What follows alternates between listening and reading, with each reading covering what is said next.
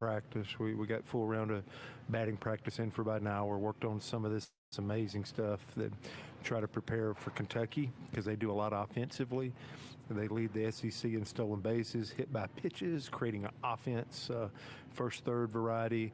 They'll show a lot of bunch just to get up in the count. So hopefully that flag we've been waving with our pitching staff for strike percentage. It's never been more important than it will be in this series. So the weather will not be a factor. The execution of all this game material will be. But thought we got great work in. The guys did a really good job getting after it, and I think we're ready to go. Talk about the work that Ike Irish has done and your staff to kind of get him ready to the point that he is on the roster for this weekend and available for you. Yeah, we did our great medical staff. We did a second opinion. We did. I thought that it would probably be last week and this week. He's felt great this week, so we had a few pitchers throw to him live last night just to keep checking. So I think we can move that mark up a little bit, and I would say 50-50. He'll be on that 30-man roster for sure this weekend. Was not last weekend, so that's positive. And I would say he's probable to help us this weekend, whether it's a start, whether it's in the outfield, a pinch hit, everything except we didn't spend a lot of time catching a Fralick Strickland Steele proposition for this 30-man this weekend versus Kentucky, but I wouldn't be surprised if we do good in the pregame that we would see Ike back in this series. Sam Dutton was so good for you a week ago, really set the tone in a lot of ways. So what do you tell him other than, all right, go do it again tonight? I don't know what else you tell him except do that. Just, those guys have put the ball in play. That's a hallmark of their offense. And I think it's just, I think every coach in the league is trying to build around their ballpark, their whole personnel. Nick's been here long enough. They were the first trip to Omaha ever last year, College World Series. And you see big ballpark in early season. The weather's kind of tough up this way. Wind's blowing. You have to hit it out.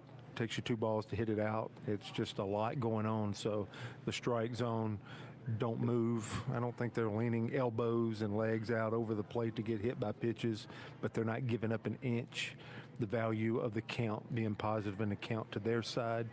They spend all their time doing that stuff. They'll show bunts just to try to not put a bunt down, but to keep their head and barrel connected, and or to see if you're not willing to drive that percentage of strikes and throw a ball to just jump out in the count. So they've done everything they could with this ballpark, and maybe more of a not as much of a hitter's park, trying to figure out what's the best way to create offense for a few years. And this is the result of it. And it's a very good, unique offense that it's not like everybody else's. It's different than everybody else's. And I think Nick likes that. I think he likes the uniqueness, and he thinks he's a tough matchup for teams in our league.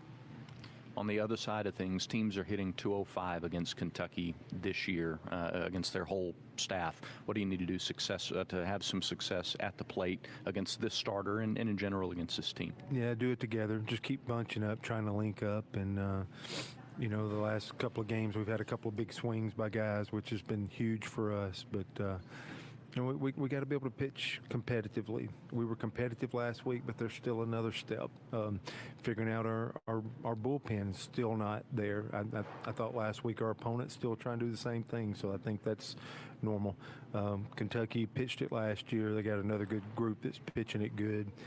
A couple of metrics, 2 or 3 metrics. We're in the top 10. In the SEC, but getting out of those jams, maybe trying some different guys in those jams, not running away totally from the guys that we feel like maybe haven't got us out of jams, but maybe there's another role to start an inning there, and maybe we can put a different arm and try somebody new that, maybe just mentally is more built for that. But just trying to, not a big change. They're still relievers, but maybe some jam guys looking at maybe you're seeing a Jet Johnston in one of those roles.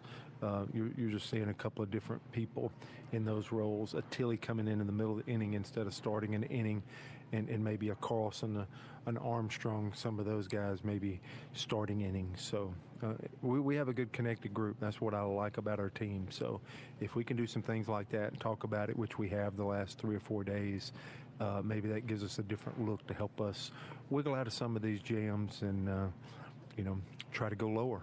It's try to go lower with the runs we're giving up, and hopefully our offense keeps coming. We still think there's more in the tank, and that we can link it up. We think there's length in our lineup, but just having more big innings, that's what makes a difference in these conference series. Can't wait to watch them out there. All the best tonight, War Eagle. War Eagle. Hi, it's me, your USPS Ground Advantage shipment. Just left the warehouse and hitting the road. I know. Just got the notification. Great. Smooth sailing so far. I'm almost there. Yes, I know. I get all the updates. Made it. Safe and sound. I know. Well, did you know I was with USPS the whole time? Oh, yeah. I know. Keep your business in the know with the USPS Ground Advantage service. Visit USPS.com/in-the-know. It's a great day to get vaccinated. Many children and adults that delayed vaccination during the pandemic are still behind schedule. It is crucial that we take the steps to get everyone back on track with their routine immunizations. Children and teens can still catch up on their vaccinations even if they start late. Make sure you and your family are up to date on all recommended vaccines, including respiratory virus vaccines. Let's all do our part to get back on track. Don't wait. Vaccinate. For more information, visit alabamapublichealth.gov/IMM. Children's of Alabama is excited to partner with Auburn Baseball because at Auburn, it's about making a difference on and off the field. The team is thrilled to introduce Hits and Sits, where all proceeds will benefit Children's of Alabama. Step up to the plate and sponsor a home game. You can sign up by visiting bc5foundation.org. Choose a game and a strikeout or a hit. It will be echoed beyond Plainsman Park into the lives of families at Children's of Alabama. Sign up today at bc5foundation.org. War Eagle. Millions of Americans take medicine like Ozempic and Zepbound. Many of them are overpaying by thousands of dollars a year. These GLP-1 medications for diabetes, weight loss, and more may not always be covered by your insurance, but GoodRx can help. GoodRx helps you save every month on prescriptions at over 70,000 pharmacies nationwide. Best of all, it's free to use. Check GoodRx to save on GLP-1s. Just go to goodrx.com/GLP. That's goodrx.com/GLP. GoodRx is not insurance but can be used instead of insurance, including Medicare and other federal and state-funded programs. The starting lineups are presented by Yellowwood brand pressure-treated pine. If it doesn't have that yellow tag, you don't want it. Kentucky is the home team. Nick Mingione's club is 14-5 overall, 1-2 in SEC play. Here's their lineup. Sean Montoya, the right fielder, leads it off. Luke Lawrence bats and plays second. Leading hitter is Cole Hage. He's the left fielder. He bats third. Patrick Herrera, the third baseman, is the cleanup hitter. Batting fifth at first base, it's Hudson Brown. Tyler Bell is the shortstop. He bats sixth. Doing the catching, it's Devin Burks. He'll bat seventh. Hitting eighth, Ethan Hindle, the DH. And Griffin Cameron in center field bats ninth. Again for the Wildcats, Montoya, Lawrence, Hage, Herrera, Brown, Bell, Burks, Hindle, and Cameron. For the Auburn Tigers, Butch Thompson and company, 17-4 overall, 2-1 in the SEC. Eric Snow at second base in the leadoff spot. Cooper McMurray at first hits second. Bub Terrell in left field bats third. The cleanup hitter is the catcher, Chase Freilich. Back in the lineup tonight in right field and batting fifth, it's Ike Irish. Lucas Steele is the DH. He'll hit sixth. Hitting seventh, the shortstop, Derek Fabian. Batting eighth, the center fielder, Cade Ballou. And Eric Guevara, the third baseman, rounds out the order. Again for the Tigers, Snow, McMurray, Terrell, Freilich, Irish, Steele, Fabian, Ballou, and Guevara. We are getting set for baseball. Kentucky has taken the field. Teams are lining up for the national anthem. First pitch coming up after one final pregame timeout. This is the Auburn Sports Network. This is Coach Bruce Pearl on the Ford F-150 Highlight Show. I tell my team that if we play smart, out-hustle the competition, and work hard each and every day, we can be winners. And you know what? That's how Ford F-150 does it too. Offering an outstanding combination of smart tech, power, and capability, F-150 is the key to help me win the day. Hey, why don't you see how the official truck of the Auburn Tigers can help you? Go to buyfordnow.com or see your local Ford dealer today. War Eagle. Here's a clip from a recent Talking Tigers podcast with Andy Burcham. Auburn baseball pitching coach Everett Tiefert. We really had a great fall. I love what we did as far as trying to grow as a group, which I think was definitely a point of emphasis for us. You know, we did morning practice where, you know, coaches went and had breakfast with the guys. So we really spent a lot of time really bringing our guys together. We had them at our houses. I had all the pitchers over to my house. Gabe had all the hitters over to his house. We're talented, but coming together as a team is what we need, and I think we did a good job of that. We do have a lot of talent, and I feel like I did a better job getting them prepared for the season than maybe I did last year. A new episode of the Talking Tigers podcast is released every Monday, wherever you listen to podcasts. Like and subscribe to the Talking Tigers podcast, only from the Auburn Sports Network. The Southeastern Conference. It's the land of legends, the places, the faces, and moments. And he's going for it. It's a touchdown! We've seen the confetti fall again and again. We're not done.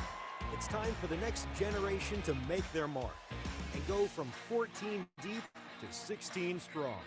It's a whole new ball game in the SEC, and it just means more.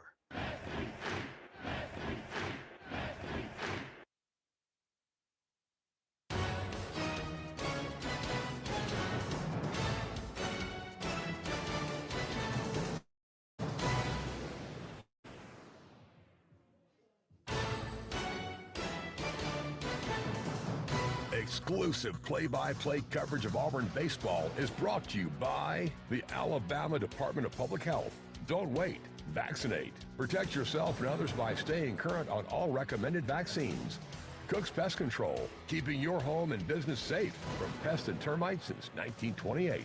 And by Alabama Power, proud supporter of the Auburn Tigers. Alabama Power, power for a better Alabama. Just about set for baseball here in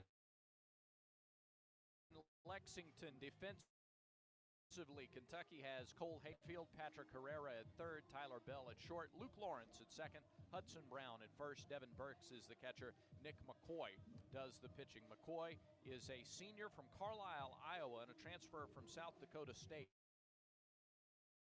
A 6-foot-tall, 210-pound right-hander. McKay is 3-0 this year with an earned run average of 1.52. In 5 starts, he's thrown 23 2/3 innings, given up just 10 hits, 7 runs, only 4 earned. He has walked 15 and hit 5. He has struck out 21. The only extra base hit he's allowed is 1 triple. Teams are batting just 123 against Nick McKay. Let's turn it over to the voice of the Tigers, who are very happy to have in the booth tonight. He's pulling double duty this weekend in the Bluegrass. It is the voice of the Tigers, Andy Burcham. Did you know that McKay's warm-up music is Shake Your Tail Feather? I did, as a matter of fact. Yeah, by Nelly. Okay. Yeah. There you go. First pitch weather forecast tonight. Right.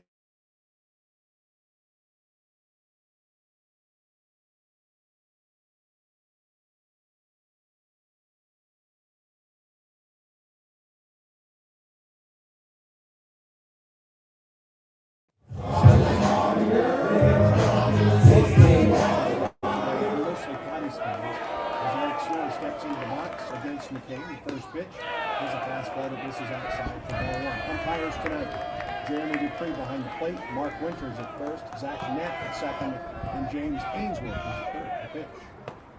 In there for a strike. A ball and a strike to Snow.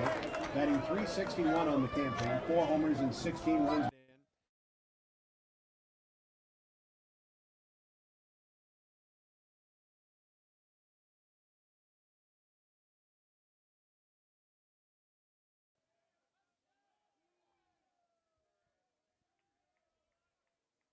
And the 2-1 pitch. Snow lifts one up and out of play off the right side.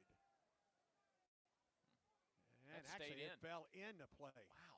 The Kentucky players didn't really pursue that ball. There is a wind that is swirling but consistent. I mean, for the last 3 hours at least, that's how long we've been in the ballpark, it's been pushing everything from right to left. So anything hit out to left, going to carry. Anything hit foul right side, don't give up on it.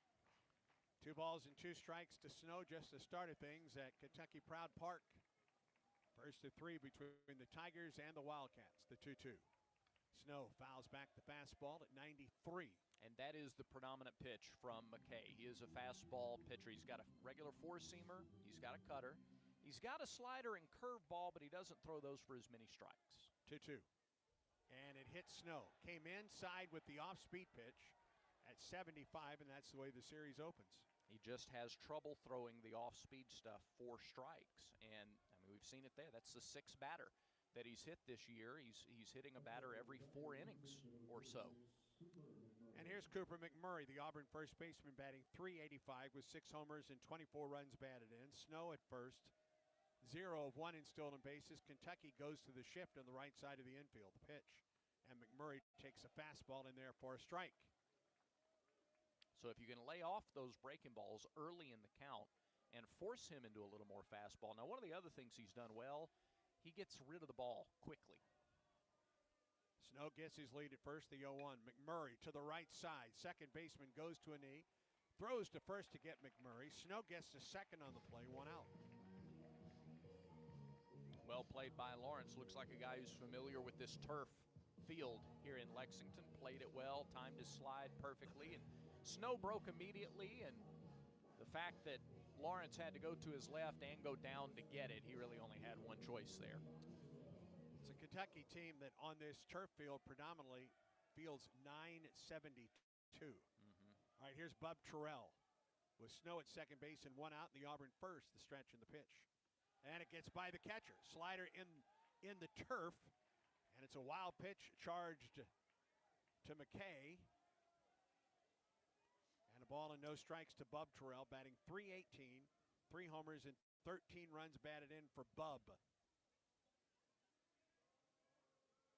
So a hit batter and a wild pitch here in the first inning for Nick McKay. Opportunity for Auburn to break on top. 1-0 pitch. Terrell takes a fastball in there for a strike. They post the MPH on the pitches to the bottom left of the scoreboard. That was 92 on the fastball. Pitch. Inside. Just missed inside. 2 balls and a strike to Terrell. There it is. All right. Yep, that one at 93. Snow at third, 1 out. We're in the top of the first in game 1 between Auburn and Kentucky. Pitch. Terrell, off-speed pitch, and he just got a piece of it. 2 balls and 2 strikes. The instruction from Gabe Gross, lay off the off-speed stuff. Yeah, especially early in the count, because he just, when you take those pitches, he doesn't throw them consistently enough for strikes. If you can limit him to the fastball and then that changeup right there, but I think Auburn's going to do a lot of fastball hunting this series. 2 balls and 2 strikes to Terrell. The pitch. Bob swings and drives it into right. Right fielder comes on, makes the catch. Snow tags. Here comes the throw home. It's cut off, and the Tigers lead 1-0. A hit batter got Snow to first. He went to second on the ground out by McMurray, to third on the wild pitch, and scores on the sacrifice fly. And that's a fired up Auburn dugout. The Tigers break on top 1-0. Yeah, offense without the benefit of a hit. You take advantage. It's one of the ways Georgia was able to take advantage of this Kentucky team a week ago, take advantage of free base runners. Auburn has done it well, and it's playing within its identity. What a shift. And here's Chase Fralick. Shift is on for the Auburn left-handed hitting catcher. And the first pitch, a fastball at 92 that misses inside for ball 1. Well, and initially Bell had gone over to the right side of the bag, too. He's come back over to short. Now the 1-0. He bunts it. Third base side. This is going to be a base hit. Third baseman tried to field it with the bare hand. It wouldn't have mattered. And Fralick just took what Kentucky gave him, Brad. Oh, boy. With all the lefties in this lineup, if a couple of guys start doing that, they'll cancel the shift in a hurry. Now, I know that you take a pretty powerful bat away and quote-unquote settle for a single. That's not settling for a single. That's a 2-out base hit. That's a base runner. That's giving Ike Irish an opportunity to hit with somebody on base. Good to see Ike back in the lineup. Throw to first. Fralick had just wandered off the bag, back standing up. Irish hasn't played since prior, well, I guess that last weekend, a series before the start of the SEC. Yep. Good to see him back in the lineup tonight. The pitch to Ike. Fastball high. Ball 1. Irish hitting .278. A homer and 13 runs batted in. Took a fastball off his scapula. Shoulder blade has been out ever since. 1-0. Changeup. A little bit high. 2 balls and no strikes. Doesn't appear early on that the high strike is there for Jeremy Dupree. No. That was another thing in the scout today, was see it low, not high. If you swing at the high stuff, it's a lot harder to bring that bat up than it is to bring it down. Fralick at first with 2 down. A run home for Auburn as Irish takes a fastball high for ball 3. And McKay hasn't missed very much in any of these 3 pitches to Ike Irish. 3-0 with the switch hitting Lucas Steele waiting on deck. The stretch to the 3-0. There's a strike. 3 balls and a strike. A fastball at 90. And Ike just nodded his head. He nodded, yep, okay, there's one. He saw one. 1-0 Auburn leads. We're in the top of the first. A runner at first with 2 down. That runner over there is Chase Fralick. As McKay comes set. And the pitch. Irish out in front of the fastball. Got that one up a little bit too. Up and at 90, and Irish couldn't hold up. It will be tough to get one out of here in right field tonight. Yeah. He was certainly swinging for that one. 3-2, Fralick off with the pitch. There he goes. And a swing and a miss. And Irish is down on strikes. And the inning comes to a close. A run on a hit, no errors, a man left for Auburn. Tigers with a run in the top of the first as Kentucky comes to the plate. This is the Auburn Sports Network. Since Auburn Bank opened in 1907, we've been tested by world wars, pandemics, and plenty of troubled times. Through it all, we've not only survived, but thrived by staying true to our core values of sound money management and putting our customers first. And just as surely as more challenges will come, we'll meet them the way we always have, with your confidence and our experience. Auburn Bank, champions of you. Member FDIC, online at auburnbank.com. Strike out ants, termites, and other pests with a call to Cook's Pest Control. Cook's proven pest control methods and superior termite control system keep your home safe and are backed by a 110% satisfaction guarantee. As the weather gets warmer, your spring cleaning isn't done until you call the official pest control partner of the Auburn Tigers, Cook's Pest Control. Looky, looky, looky, here comes Cookie, Cook's Pest Control.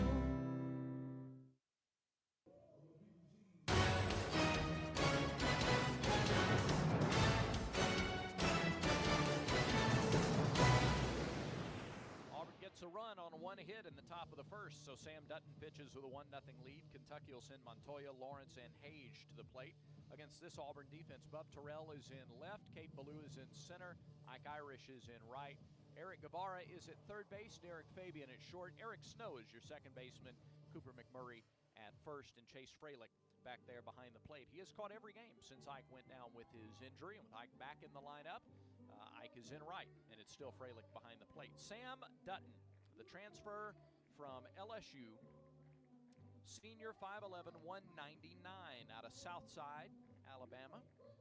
And he is 3-1 in 5 starts this year, a 1.63 earned run average. 27 2/3 innings, 28 hits, 7 runs, 5 earned, 6 walks, 34 strikeouts.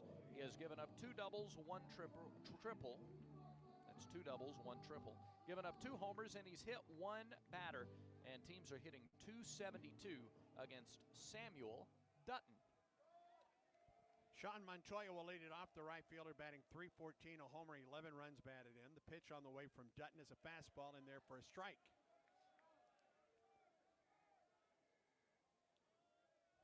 Montoya, Lawrence, and Hage, the scheduled 3 for Kentucky. Tigers lead it 1-0. We're in the bottom of the first, 0-1. Swing and he lifts it up and out of play off the left side. Quickly 0-2 to Montoya. Second time that Auburn has played in this ballpark. Relatively new ballpark in the Southeastern Conference. Now the 0-2. Ground ball to the right side, knocked down by McMurray. Flips to Dutton, covering for the out at first. That's really well played. McMurray first with the stop. Got a little bit of a late jump on the turf and then had to go down to get it. Dutton right where he's supposed to be. You do your job, you don't blink. And those two connected for the out. It's an all-turf field. Everything is turf at the mound. Yeah. And honest to goodness, I believe that's the way it should be in every ballpark. I really dislike the turf mounds that we see still in the Southeastern Conference. 1 out, and here's Luke Lawrence, the second baseman, batting .275, a couple homers, 18 RBI. First pitch, it misses low, off-speed delivery at 83 from Dutton. Guevara plays even with the bag at third. Rest of the infielders back. McMurray guards the line at first base. Outfield play straight away with Lawrence at the plate. Left-handed hitting second baseman, the pitch. He shows bunt and takes a strike.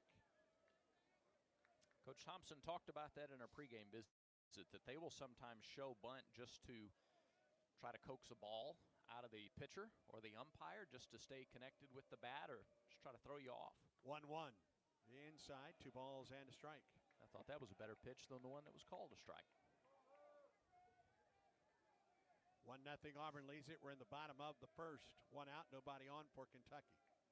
2-1 the count to Lawrence. Dutton winds and fires. And missed inside. 3 balls and a strike.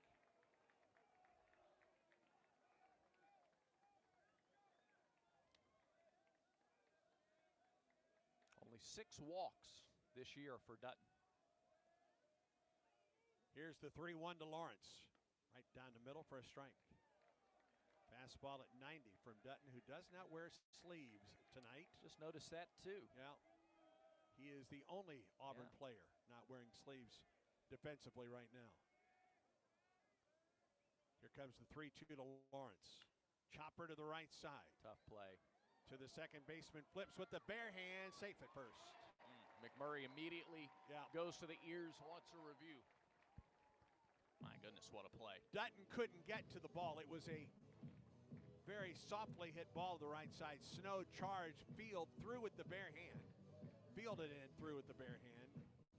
And Lawrence is safe at first base.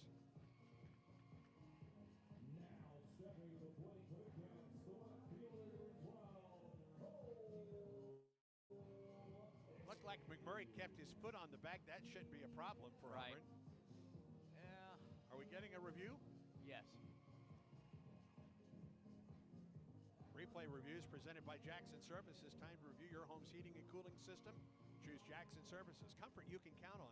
From quick repairs to energy-saving upgrades, Jackson Services keeps Alabama homes running smoothly year-round. Visit JacksonServicesCo.com. Jackson Services, official carrier, authorized dealer. What do you say? Well, it depends on the view. The home plate view looks a lot. It looks like maybe the throw beat him. It's a quick review. Runner is out after review. How about that? Fine play by Eric Snow. I mean, there's just no margin for error there. Nope. And a good job by McMurray over at first, too, to reach, make the grab. And stay on the bag. And stay on the bag, exactly. If he's 6'2", they don't make that play. That's right. 2 down. Here's Cole Hage. Big left fielder, batting .424 with 6 homers and 18 runs batted in. Sets up deep in the box, 2 outs and nobody on for Kentucky. Don't make a mistake to this guy. Here's the pitch. He swings at the fastball and fouls it back. And, buddy, did he have a cut? Oh, he had a great cut. He was looking for a fastball, I think, there, but I sort of like the moxie of Dutton. He reared back and threw him a fastball to start the at-bat. Now you can work backwards a little bit and throw the off-speed stuff. 6'3", 240. Awaits the 0-1 pitch. Fastball that misses upstairs. A ball and a strike to Hage. Yeah, he's just one of those guys who takes up the entire batter's box. Big number 12 for UK. 2 outs and nobody on for the Wildcats. In the bottom of the first, Auburn on top 1-0. Here's the wind in the pitch. Fastball there is a strike. Inside corner, a ball and 2 strikes. See if he goes with a slider down and away here. Hage may be looking for that. 1 ball and 2 strikes to the big left fielder for UK. Here's the pitch. He went away with the fastball and got him. 93. Reached back for a little extra on that one. 3 up and 3 down for Kentucky. We're through 1 in Lexington. Auburn 1, Kentucky nothing. And Auburn baseball continues in a moment.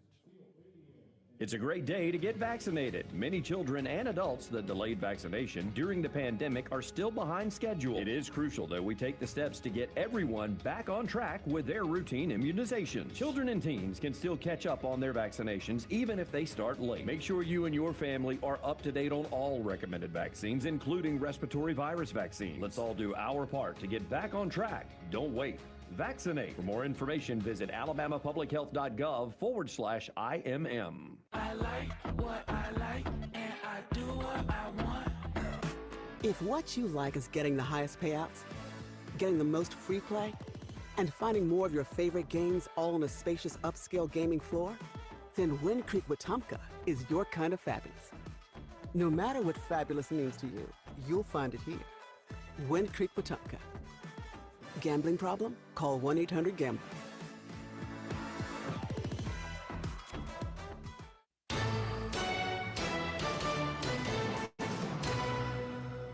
Welcome back to Lexington. Tigers on top 1-0.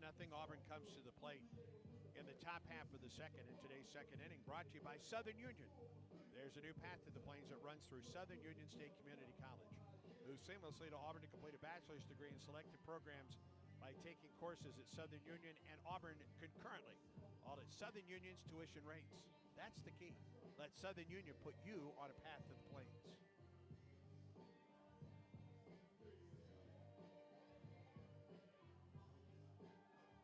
Auburn manufactured a run in the first, and it will be the 6, 7, and 8 hitters for Auburn in the second.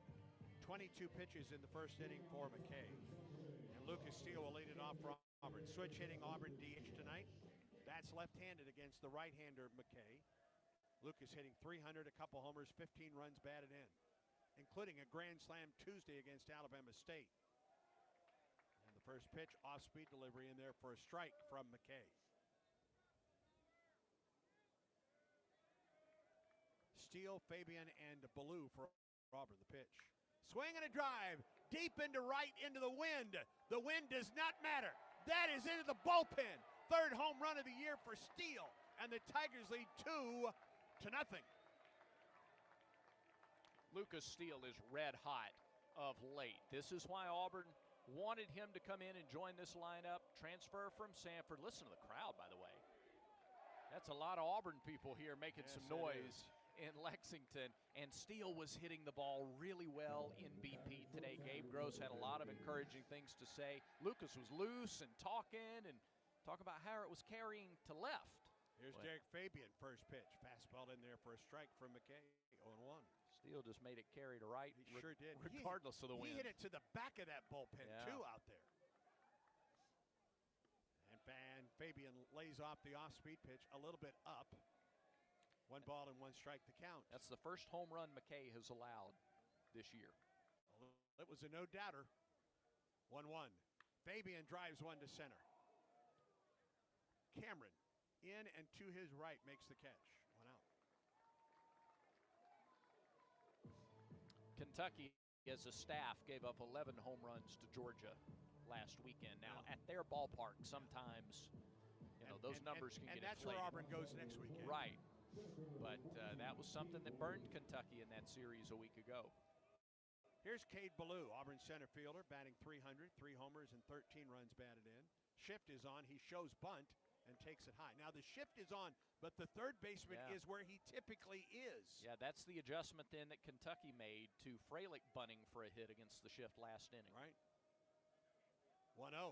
Again, he showed bunt. It bounced up there. 2 balls and no strikes to Cade Ballou. See, this is Auburn giving Kentucky a dose of its own medicine here, just to disrupt things. 2 balls and no strikes to Ballou. Wind and the pitch from McKay. Fastball in there for a strike at 90. 2-1. And now the full shift is on. There's nobody on the left side. Now, the third baseman started over there. Now goes back to play a hybrid third base shortstop. 2-1 pitch. Bunts third base side. Third baseman charges, fields, and throws. He's safe. Yes, he is. Second bunt single for Auburn in as many innings against the shift. Both from the left side. Love this strategy for Auburn. They will. I mean, that's 2 for 2. Yeah, well, they took Herrera. Looked like they were going to go to what we now know as the conventional shift. Moved him back. He wasn't quite to where the third baseman typically is. And Ballou bunted his way on. And that brings Eric Guevara to the plate. Open stands from the right side. Ballou leads away, and Guevara takes it low for ball 1. Batting .286, a homer and 4 runs batted in. His first home run Tuesday night against Alabama State. Ballou leads Auburn with 12 or with 10 stolen bases in 12 attempts, and he gets his lead. Stretch. Here's the pitch. Guevara takes the slider for a strike. Ooh. Auburn didn't think so. No. may have been, That must have, I wonder if that crossed up the catcher, because Burks brings the entire infield to the mound. Even though he got the strike call, he goes and talks to us. Back-to-back off-speed pitches. McKay typically doesn't do that because he just doesn't typically get them for strikes. And so the entire infield went in to talk. I think there was a miscommunication on the play before. I think they thought there were 2 strikes, and that's why they went into the shift, and then they realized, oh, no, it's only 1. 1 ball and 1 strike to count to Guevara. 2-0 Tigers lead it. We're in the top of the second. Ballou at first with 1 down. McKay off the stretch. Here's the pitch. Guevara tops it to the third baseman, who charges, fields and throws to first, gets Guevara by a step, and Ballou down to second base with 2 down.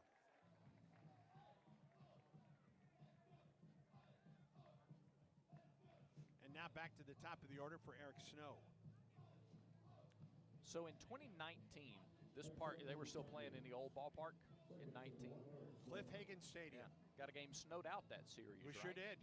Yeah, the Saturday game was snowed out, played a doubleheader on Sunday. And they had, there was still snow on the edges of the infield where they had bladed that infield.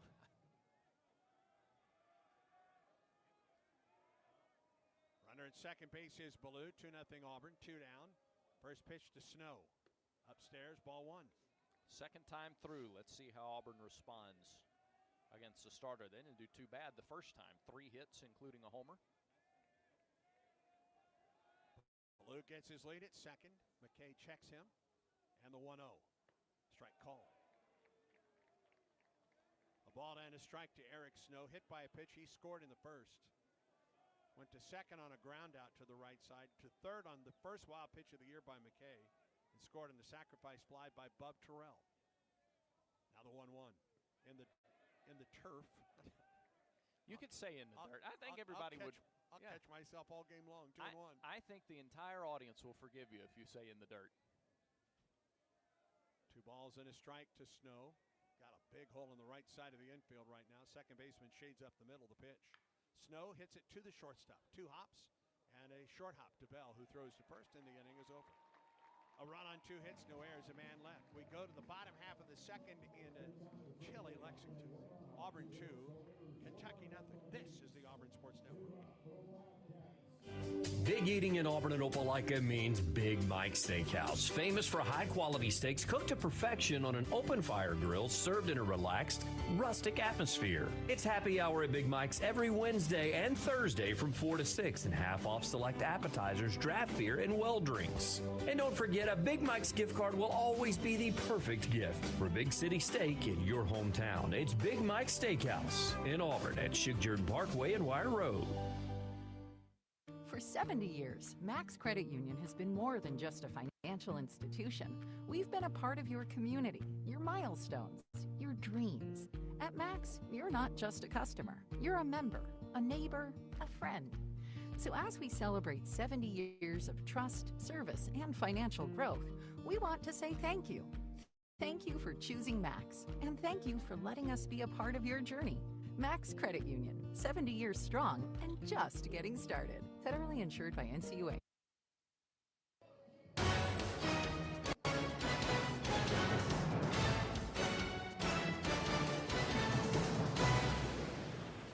Back to the hill for Auburn in the bottom of the second. 2-0 Auburn leads it.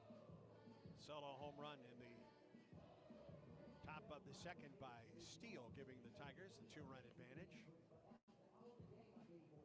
Dutton faced the minimum in the first. He'll get Herrera, Brown, and Bell in the second. Glad to be with you tonight from Kentucky Proud Stadium. Back with you tomorrow on the Auburn Sports Network, round 2 of the NCAA tournament. The Tigers and Creighton, 5:10 tip-off from Rupp Arena here in Lexington. Our coverage begins at 4:30 tomorrow afternoon. Patrick Herrera will lead it off for Kentucky. Right-handed hitter, batting .354, a homer, 16 runs batted in. Wind and delivery. Herrera on the inside corner takes a fastball for strike 1.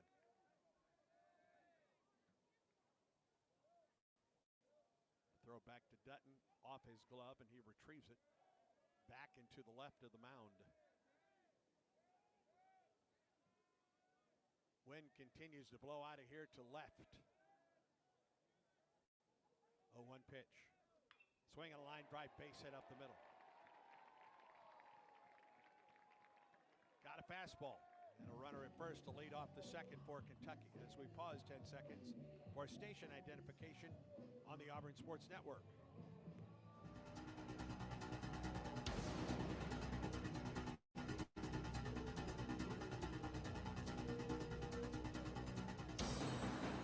First base runner of the night for Kentucky is Herrera with the single up the middle, and here is Hudson Brown. First baseman is batting .467. No homers and 4 runs batted in. Throw to first, and Herrera dives back safely. He has 5 stolen bases on the year, has not been thrown out. This is a Kentucky team that likes to run everybody with at least 2 stolen bases in the starting lineup tonight. Another throw over. Herrera is back.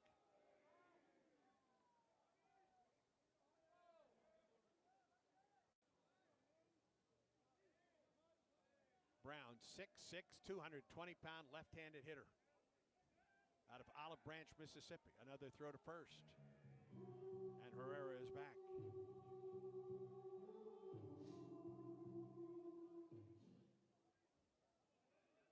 Dutton comes set. Here comes the pitch. Off-speed delivery, misses low for ball 1.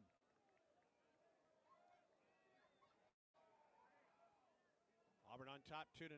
We're in the bottom of the second. Leadoff single for Herrera for UK at first.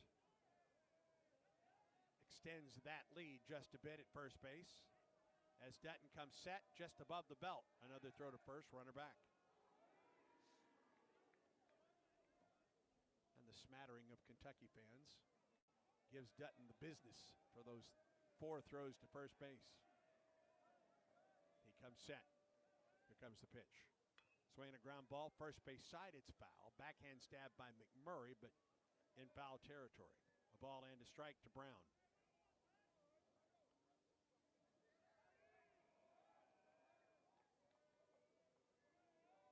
Overcast skies in Lexington. Temperatures in the low 50s to start it tonight.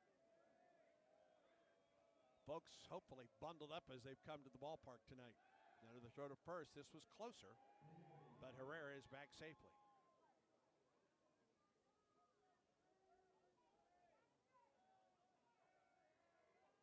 Kentucky, 51 of 60 in stolen bases this year.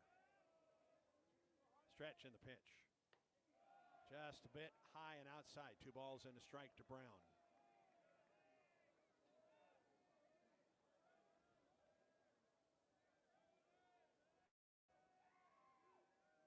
Tigers on top 2-0.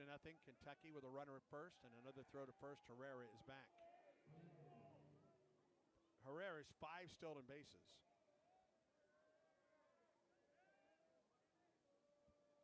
He's one of 6 in the lineup with at least 5 stolen bases this year. Pitch. There's a strike. 2-1 pitch in there for a strike at 71. Herrera bluffed but did not go. Now 2 balls and 2 strikes to Brown.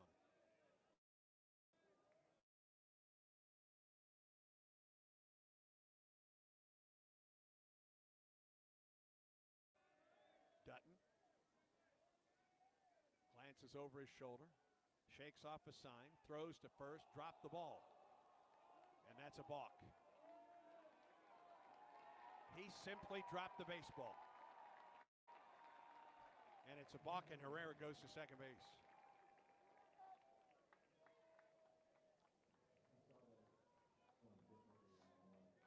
It rolled towards first base, but that is all. And now Herrera in scoring position. 2 balls and 2 strikes to Brown as Dutton comes set. Here comes the pitch. Bounced up there and blocked by Fralick. Count goes full.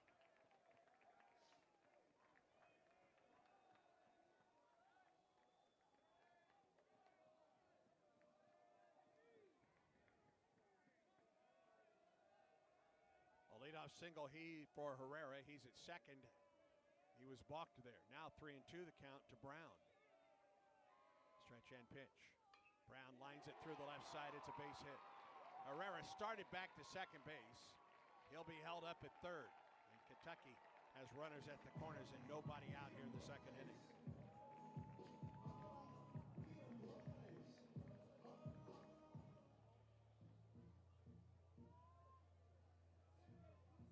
Just a really good two-strike swing there by Brown. Dutton tried to get on the inside corner, and he went the other way with it.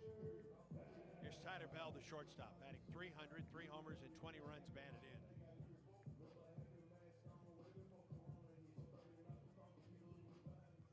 Brown at first base has a stolen base in one attempt. Kentucky has only hit into 5 double plays this year. Auburn would take that right here and give up the run. The pitch, swing, and a miss, and he was swinging for the downs, baby. 71-mile-an-hour changeup. Dutton took advantage of the fact that Bell was going up there aggressive. 0-1 the count to Bell. Runners at first and third, nobody out in the second. Stretch, here comes the pitch. Swing and a drive into right, long run for Irish. He won't catch this one. 2 hops and off the wall. A run is home. Brown on his way to third, and Bell on his way to second with a run-scoring double. That's his 7th double of the season. He had a huge swing at the changeup, was ready for the 0-1 pitch. Herrera home makes it a 2-1 ball game. Brown went from first to third on the play. Still nobody out for Kentucky here in the second. That's 3 hard-hit base hits for UK against Samuel Dutton. Kentucky as a team came in hitting .290 with 59, make it 62 extra base hits. So this is a team that can generate some power and put innings together. Right-handed hitting Devin Burks, the catcher at the plate. Runners at second and third, 1 out. Auburn's lead 2-1. The pitch, fastball for a strike. This will be about the answer for Dutton. Last week, Jonathan Vastine hit that home run in the second inning, and Sam settled in, got the next 3, didn't allow anything else the rest of the way, really. 0-1 to Burks, swings and pops it up right side. McMurray in foul ground near the coach's box makes the catch for the first out.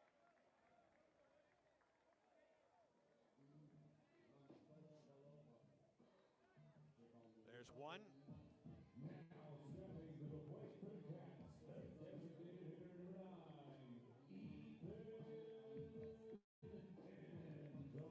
Ethan Handel to the plate, the DH, batting .254, a homer, 9 runs batted in. Runners at second and third, 1 out for Kentucky.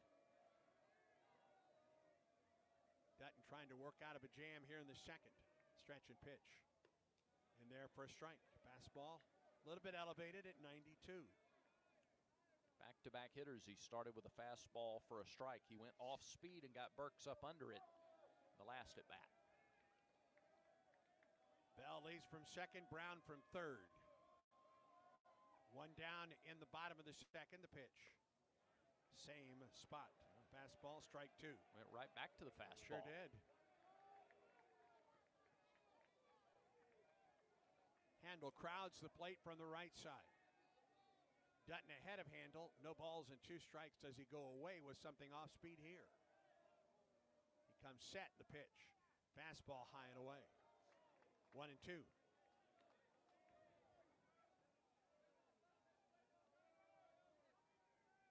Handel has started about half of their games. Only 4 strikeouts.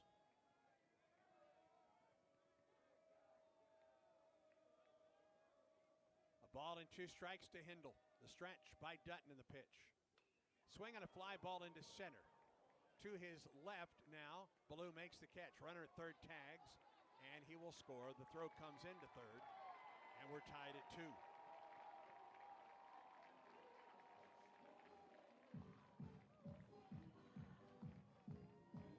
Good job getting the off-speed pitch in, and Handel tried to slow his swing down, didn't generate as much power, but it was deep enough to get the runner home, which is sort of the baseline of what Handel was wanting to do there.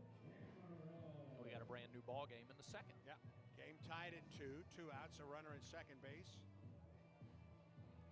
And that brings Griffin Cameron to the plate.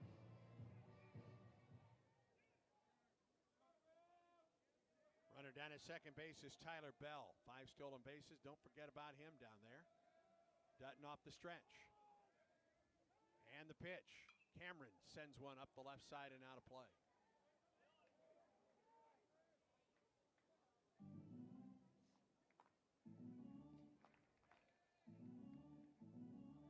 2-2 the score. We're in the bottom of the second. Bell with an RBI double down at second base with 2 outs. Stretch and pitch. Up and in. 1 ball and 1 strike to Cameron.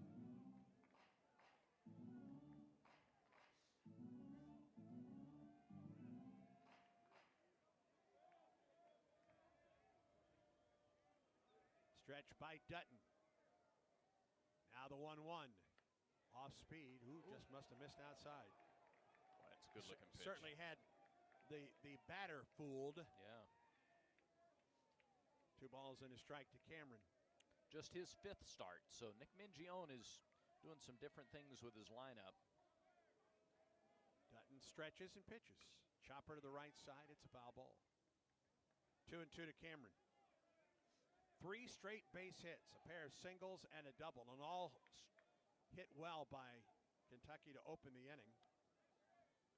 They've gotten some pitches into Sam, too. He's at 33.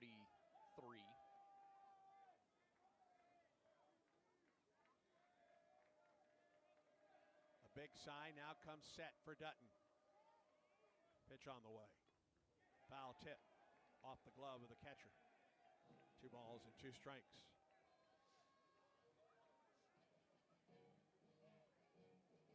Griffin batting .278, no homers and 2 runs batted in.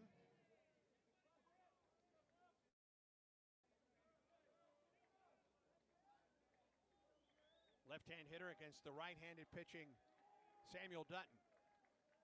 Stretch in the pitch. Ground ball up the middle.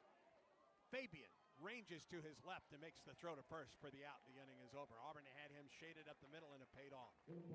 2 runs on 3 hits, no errors. A man left for Kentucky. We're through 2 in the Bluegrass. Auburn and Kentucky tied at 2. Auburn baseball continues in a moment.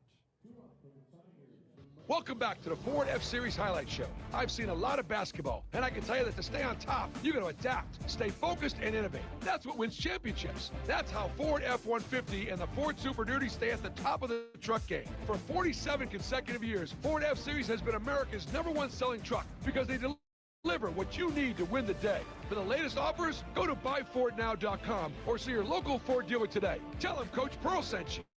Based on 1977 to 2023 CY industry reported total sales. Yellowwood knows that a 5-star backyard is the place to make lasting memories. Like roasting marshmallows on a cool fall night. That's it. Turn it nice and slow. Get it toasted all... Oh, no, it's on fire. Oh, you want it on fire. Okay, that's a choice, I guess. Crunchy. For 5-star backyards and the most memorable experiences, Yellowwood brand pressure-treated pine. If it doesn't have that yellow tag, you don't want it. Back to the ballpark for more Auburn baseball. 2, 3, and 4 hitters for Auburn in the third. Tied at 2, Auburn and Kentucky. We welcome you back to Lexington. Tonight's third inning brought to you by the Vance Law Firm, where the phone number is easy to remember. They say dial 3 for me, 334-333-3333. With Brad Law, I'm Andy Burcham. Glad to have you with us tonight from Kentucky Proud Park.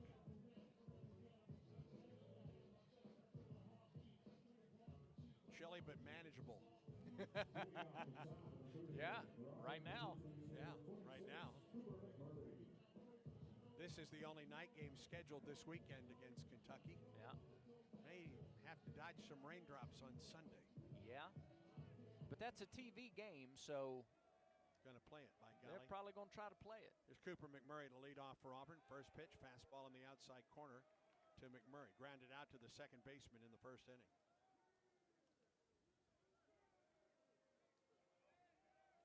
Wind and the pitch. McMurray swings and misses. That was the slider. No balls and 2 strikes from Nick McKay, excuse me, to McMurray. Right-hander off the wind in the pitch. in the dirt and blocked by McMurray. They're going to appeal to third, I guess, to see if he went. Dugout sure wants to, don't they? That's what it sounded like. But Jeremy Dupree is not, I don't think he's going to do it. The entire Kentucky dugout, oh yeah, they are too. Nick Mingione's asking him to appeal. Yeah. It is up to the home plate umpire whether he appeals or not. And now they do, and he didn't go. 1 ball and 2 strikes, the count to McMurray. Well, that didn't look like. That wasn't very welcoming, was it? No. 1-2 pitch. Outside. 2 balls and 2 strikes to McMurray. Coop batting .380 on the season. 6 home runs, leads Auburn. 24 runs batted in. 2-2 pitch. Inside, ball 3. Auburn has had the leadoff man on base in the first 2 innings. A walk or hit by a pitch by Snow in the first, a solo home run by Steele in the second. 3-2 pitch. Ball 4. And McMurray is aboard. Good at bat. He started behind, but that's what Cooper does. Cooper doesn't change anything. He doesn't speed himself up mentally, just stays locked in. Next up for the Tigers, left fielder, 19, Bub Terrell. Here's Bub Terrell. Sacrifice fly in the Auburn first. Gave the Tigers a 1-0 lead. We're tied at 2 now. And the top of the third. Stretch. Here's the pitch to Bub. Pops it up. Left side. Let's see if that pushes it out of play. Third baseman Herrera. And he got to the fence. And the ball glanced off his glove and fell harmlessly. He was bracing. Yeah, he was bracing to hit the wall and overran it. He looked just for a moment to make sure he wasn't going to crash in, took his eye off the ball. Beyond the dugouts, everything is padded all the way down. And behind home plate, it's a padded wall. 0-1 to Terrell. Stretch and pitch. Bub fouls back a fastball. Ooh, he had a pitch he wanted and fouled it back. I walked down the right side during batting practice today and just kind of gave those I saw you. pads a little bump. They're padded, but they're still, they'll knock the breath out of you. 0-2 the count. Stretch in the pitch. Inside, he held up. Another appeal. He did not go. See, I don't know if Jeremy Dupree really wants to appeal that or if he's doing it to appease the Kentucky dugout. Hasn't mattered either time to this point. 1 ball and 2 strikes to Bub. Stretch by McKay. And the pitch. In the turf, count goes full. So back-to-back hitters for Auburn to start the inning. Fall behind 0-2. Cooper worked his way on with a walk, and now Bub's trying to fight back in the count 2. 2 balls and 2 strikes, the count to Terrell. Stretch and pitch. Ball 3. To the dismay. Can't believe it. Of the Big Blue. Full count.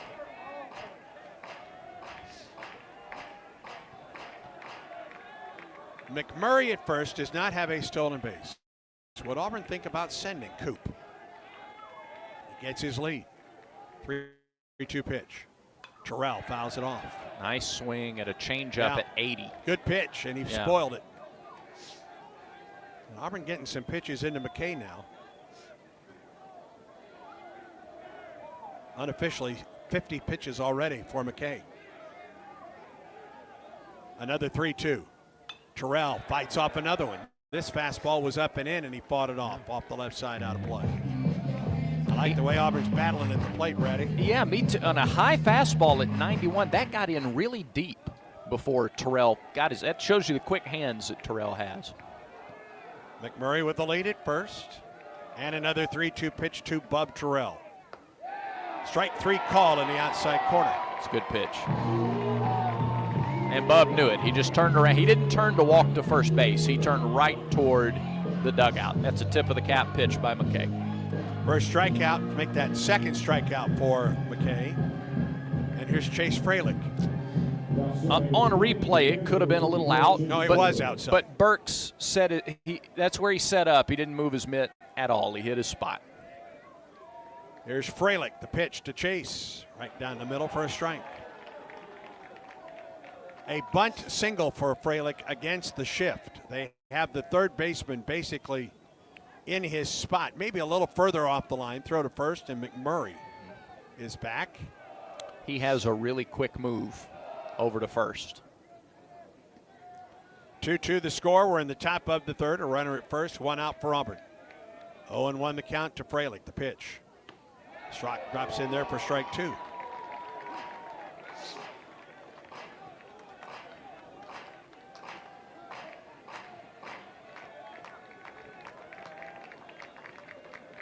Freilich behind 0-2. Stretch. Here's the pitch. Upstairs, ball one. Outfield play straight away with Freilich at the plate. Really deep and right. Montoya out there. Freilich has a homer, 19 runs batted in. Stretch. And the pitch. Chase sends it to the first baseman. It's a fair ball. Nope, it's a foul ball. Just took forever for the first base umpire, Mark Winters, to call it foul. Well, the home plate umpire, Jeremy Dupree, actually signaled it before. It is his call. Yeah. It is his call till it gets in the bag. You're exactly right. That's why the first base umpire took forever to make the call, because he was waiting on the home plate umpire to do it. Count remains a ball and 2 strikes to Freilich. It's like the chilly conditions has everybody taking just a half second longer to make their decision.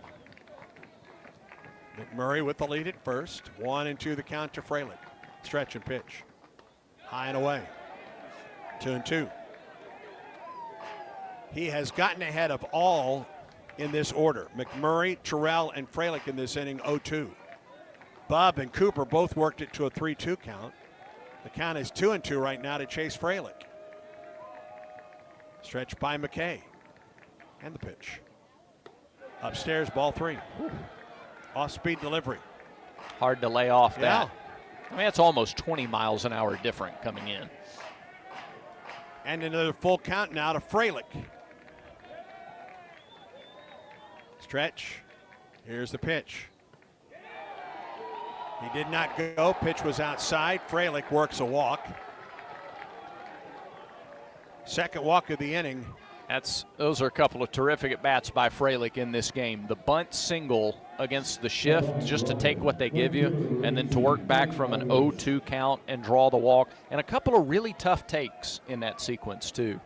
Here's Ike Irish, a strikeout for Ike in the first inning. One of the 2 strikeouts for McKay.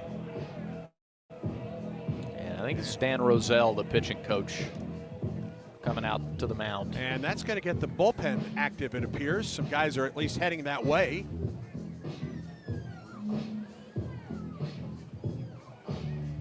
McKay is at 59 pitches here in the third inning. Auburn has runners at first and second with 1 out in third. And the home plate umpire, Jeremy Dupree, is out to break up the meeting on the mound.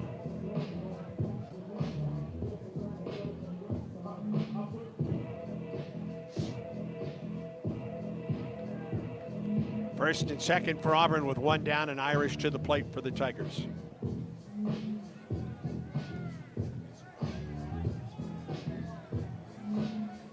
McMurray at second and Freilich at first. Stretch by McKay. And the pitch. Inside and low, runners. Oh, it hit him. Hit him. It hit him, and it loads the bases. And a guy that did not have a hit batter coming into tonight has now struck his second batter of the night. And the bases are loaded for Lucas Steele,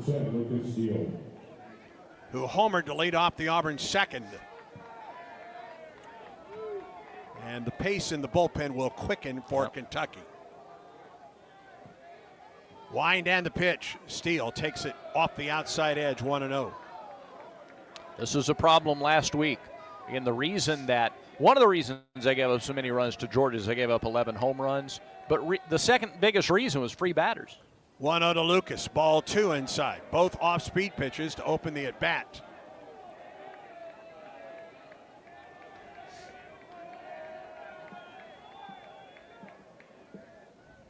2-0 pitch. Steele grounds it foul. Pass first. 2-1 the count. Last week against Georgia, McKay, 2 1/3 innings, gave up 3 runs on just 1 hit, but he walked 5, and he threw 60 pitches in 2 1/3. He has walked 2 tonight. He has hit 2 more batters. And now the 2-1 to Steele. Swing on a fly ball into left. Back at the warning track. Cage with room. Backs up just to the base of the wall. Makes the catch. McMurray flies home for Auburn. Well, that ball carried to the base of the warning track and left, or the base of the wall and left. Steele drives home his second of the night, and the Tigers are back on top 3-2. And they pay off that leadoff walk in the inning. That looked like a routine fly ball, and Hayes had to go all the way back deep on the warning track. Here's Fabian with runners at first and second and 2 outs for Auburn. Tigers up 3-2. The pitch to Derek. Swing on a fly ball into center. Cameron back, has room, makes the catch, and the inning is over. Fly balls to center tonight will die on you. A run for Auburn, no base hits, no errors, and 2 men left with the bottom of the third. With the Tigers on top 3, this is the Auburn Sports Network. At Auburn University, we're not just learners, we're doers. In every corner of the state, Auburn men and women put knowledge to work, fueling the state's economy and building healthier, more prosperous communities. We partner with local leaders to solve local challenges and create access to opportunities that benefit all. To learn how Auburn's at work in your community, visit auburn.edu/across Alabama. This message is sponsored by Auburn University, the Alabama Broadcasters Association, and this station.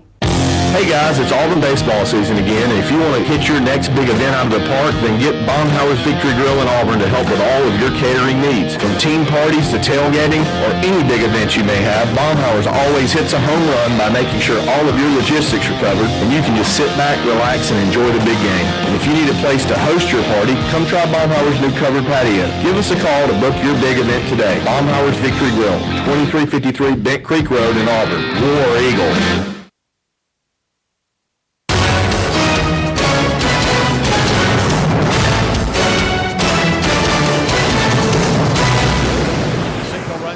In the first, second, and the third. 2 runs for Kentucky in the second. Tigers lead the Wildcats 3-2. Top of the order coming up for Kentucky. Montoya, Lawrence, and Hayes to face Samuel Dutton, who's thrown 36 pitches in the first 2 innings.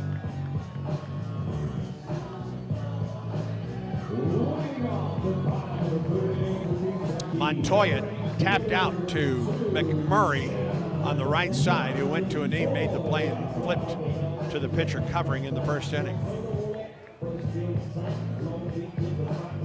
Give us some Yellowwood scoreboard updates from SEC baseball and some interesting scores as we go through the first part of this inning. Dutton peers in, gets the sign, and the first pitch in the bottom of the third is a fastball on the outside corner. Actually, the change for strike 1.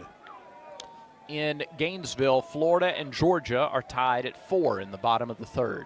Auburn goes to Georgia next weekend. 0-1 to Montoya, the pitch. Missed upstairs with a fastball. A ball and a strike. Alabama beat Tennessee last night to open that series. Volunteers have scored first tonight in Tuscaloosa. It's 3-0, and they're in the second inning there. Texas A&M 1, Vanderbilt 0, bottom of the second in Nashville. 1-1. Montoya swings and lifts it out of play off the right side. Vandy won the first game of that series last night in Nashville. Yeah, Jacob Humphrey is just having a terrific start to conference play. He hit it well against Auburn last weekend, came through with a big blast last night. Also in Columbia, Missouri, Ole Miss leads Mizzou 1-0 in the top of the second. All the other games start a little later. A ball and 2 strikes to Montoya, the pitch. High fly ball, right side. infield. Second baseman Snow under it and makes the catch. Sky high into this gray sky tonight. It's one of the highest pop flies I have seen this year. Cooper McMurray had some fun too. Cooper mimicked catching it while Snow was actually catching it. One down for Luke Lawrence. Hit to the right side, a ground out back in the first. 3-2 Auburn leads it. We're in the bottom of the third. Dutton the wind and the pitch. Outside, ball one. Lawrence is hitting .271 on the year. Couple homers and 18 runs batted in. 6 stolen bases and 8 attempts. Wind and delivery. Line drive up the left field line. Curving, it's fair. That'll get into the corner. Lawrence around first base, digs for second. He's around second base and will hold up there. Went the opposite way and doubled into the left field corner. Fourth double of the year for Lawrence. Second double of the night for Kentucky. Yeah, good opposite field swing, and he just tucked it right inside the left field line. Terrell plays a good left field, has a strong arm, but he hit it sharply and low down the left field line. Here's Cole Hayes, a strikeout victim in the first. Kentucky with the tying run aboard. Fourth hit of the night for the Wildcats. And a throw back to second base. And Lawrence is back to the bag. Kentucky has 51 stolen bases. They are just as likely to steal third as they are second. Auburn went over that in the scout. They are prepared for it today. Dutton shakes off the sign. And now comes set. And another throw to second base with the second baseman Snow covering. No tag applied.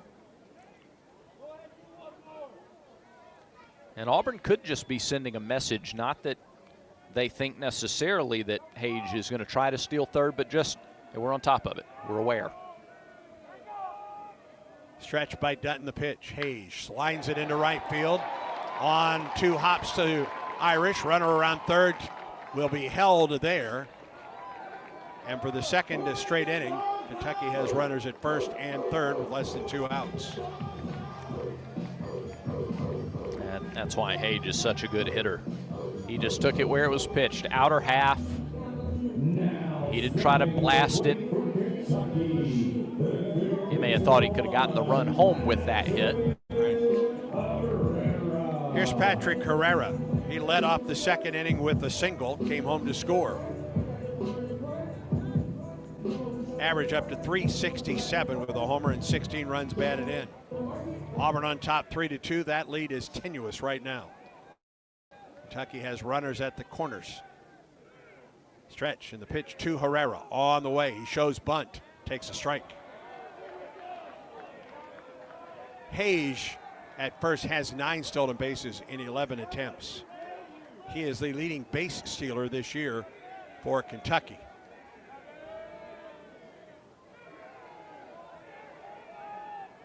Lawrence gets his lead at third. Hage from first. Throw to first, runner back.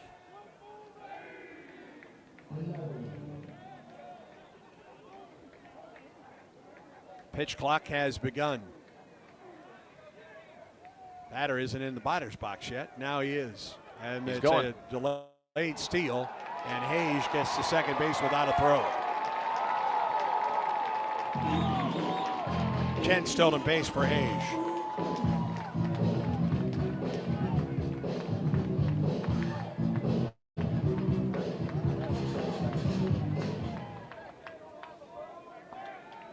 Now second and third with 1 out. Stretch. And time called. He was almost out of time on the pitch clock.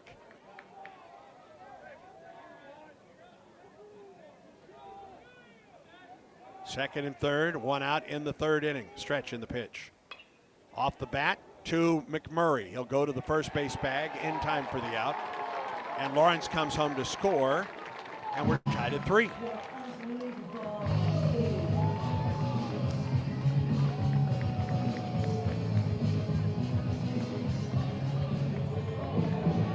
Page to third on the play, 2 outs in the inning. And here is Hudson Brown, the first baseman. Singled to 2 left in the second, came home to score. Tied at 3 now, Auburn and Kentucky. A runner at third with 2 outs in the bottom of the third for the Cats. Stretch in the pitch. It misses low for ball 1. 45 pitches for Dutton. You could get this guy relatively quickly. That's not a bad pace. If you get out of this inning under 50.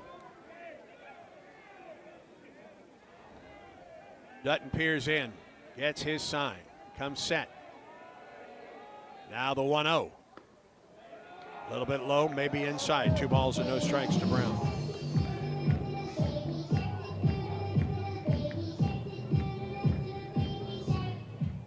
Two balls and no strikes, the count to Brown. Hage down at third base with 2 down. The pitch. There's a strike and a nice job by Freilich to frame it. He brought it up. Yep.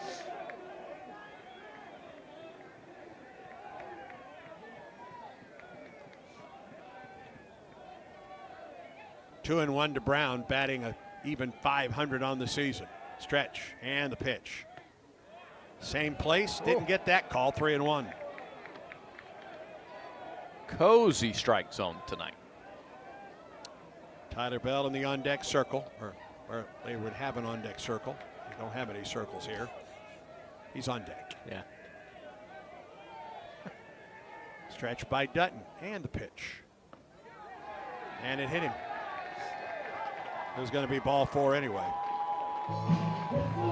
But officially a hit batter. And Brown is on, and that will get the Auburn bullpen working. And it will bring Everett Tiefert out of the Auburn dugout. The middle part of this order has done a good job tonight. Herrera has scored a run and driven in a run. Brown has been on a couple of times. Bell doubled last inning.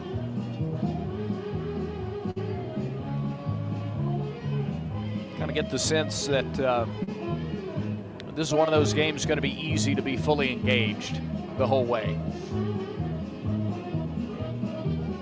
Entire infield on the mound with Everett Tiefert,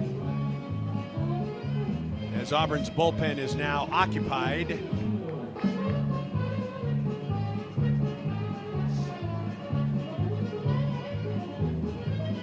Benny Hill theme song blaring above us.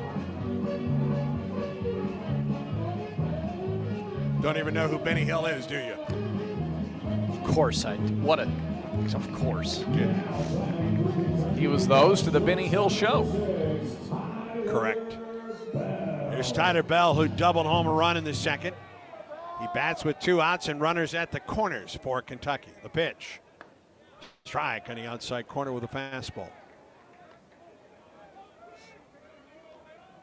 Nobody throwing yet in the Auburn pen. There is someone out there loosening or stretching at this point. Just as soon see Dutton get out of this 3rd inning. Here's the pitch. To the left side and through for a base hit. Kentucky takes the lead. Underneath the glove of Gabara into left, and Bell is 2 for 2 with 2 runs batted in. Kentucky leads it 4-3.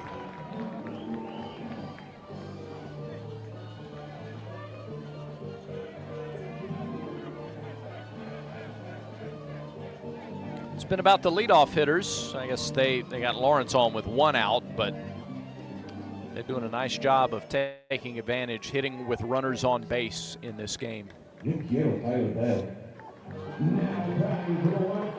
They are 4 for 7 with runners in scoring position in this game. 4-3 Kentucky, runners at first and second, 2 outs. And here's Devin Burks. Stretch in the pitch. Off-speed delivery misses low and away from Samuel Dutton. That's the 54th pitch thrown by Dutton tonight.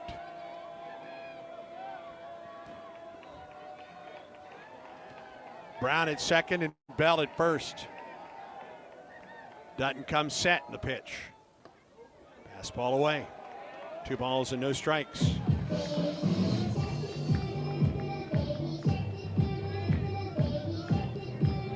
Cam Tilley is the guy who is loosening or beginning to stretch and get loose for Auburn in the bullpen.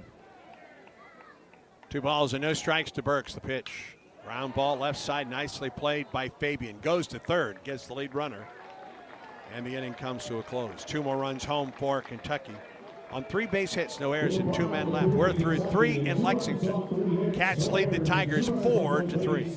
And Auburn baseball continues in a moment. Bombas makes the most comfortable socks, underwear, and T-shirts. Warning, Bombas are so absurdly comfortable you may throw out all your other clothes. Sorry, do we legally have to say that? No, this is just how I talk, and I really love my Bombas. They do feel that good. And they do good, too. 1 item purchased equals 1 item donated. To feel good and do good, go to bombas.com/radio and use code radio for 20% off your first purchase. That's BOMBAS.com/radio and use code radio at checkout. You've got questions? O'Reilly Auto Parts has answers. Need a pro you can trust? We've got that too. No matter what you need, our professional parts people have the training and expertise to help you do things right. Deep automotive knowledge. Just one part that makes O'Reilly stand apart. The professional parts people. O'Reilly Auto Parts. Back to Lexington for more Auburn baseball against Kentucky. 65 pitches for Nick McKay through his first 3 innings. Auburn has scored a run in the first 3, but trail now 4-3. First time that McKay's gone to the hill with the lead. He'll get the 8, 9, and 1 hitters for Auburn in the 4th, and to take you through the middle 3, here's Brad Law. All right, Andy, thank you. Ballou, Guevara, and Snow, and that's a pretty formidable first 3. We were talking before the game. You get to the 8, 9 spots in this Auburn lineup. Congratulations. You get Cade Ballou and Eric Guevara in the 8, 9 spots. There was a pitcher starting to loosen for Kentucky last inning, toward the end of the last inning. McKay got a couple of fly ball outs from Steele and Fabian. Last inning, it was Evan Byers, a lefty, senior left-hander. We'll see if he gets back going again this inning. First pitch swinging and a fly ball to right center off the bat of Ballou. The center fielder is over. He makes the catch. 1 pitch, 1 out in the top of the 4th. On a normal evening for baseball, that might leave the ballpark. Yeah. Not tonight. Not to center, to right center. You might be able to yank one out of here to right like Steele did earlier. Yeah. And certainly left field is wide open. But boy, center is where balls go to die tonight. We've seen a lot of balls hit just that wind wall out there. First pitch to Eric Guevara is a strike, 0-1. Guevara grounded out to short his first time. Right-handed hitter, pitch. Breaking ball over for a strike. It's 0-2. 4-3. Tigers trail. Top of the 4th, 0-2. Line drive down the left field line, foul. Pulled it, got in front just a little bit. Guevara narrowly missed another double.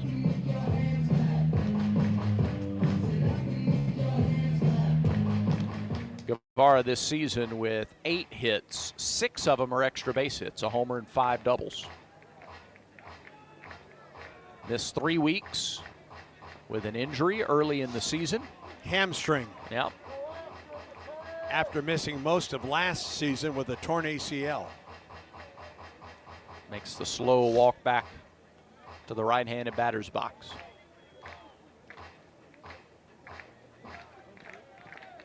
A couple of SEC teams in the NCAA tournament. Give you those scores after the 0-2 pitch. Guevara takes it outside, a ball and 2 strikes. Florida is playing Norfolk State and leading 53-32. They're at halftime. Kentucky and Troy going back and forth. Wildcats lead the Trojans 18-17. Pitch to Guevara, sliced up the right side, foul. Still 1-2. They have 9 minutes to go in the first half in that matchup between Kentucky and Troy. The other NCAA tournament game going on now. 10-seed New Mexico leads the 7-seed Marquette, 19-12 with 12 minutes to go in the first half. The wind and the 1-2. Guevara takes it high, 2 balls, 2 strikes. Auburn takes on Creighton tomorrow night.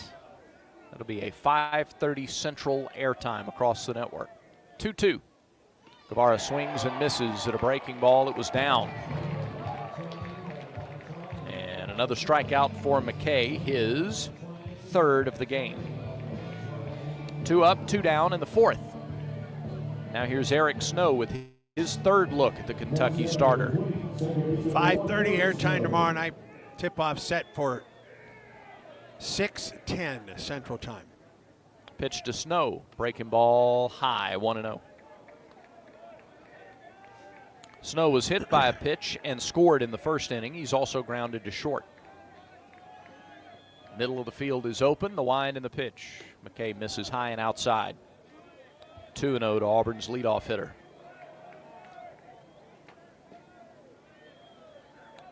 Snow in the midweek doubled and homered. He was 2 for 6. The pitch. Upstairs, it's 3-0.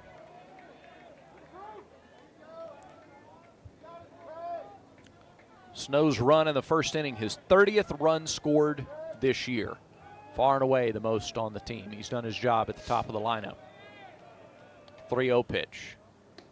Upstairs, and he's gotten on base again. A 4-pitch walk with 2 outs in the fourth inning. Third walk of the game for McKay.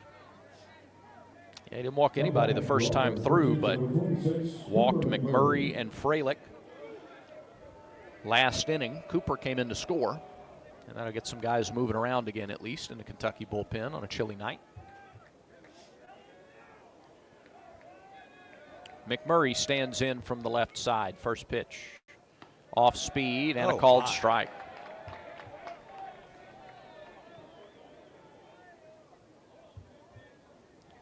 McMurray out of the box, then back in there.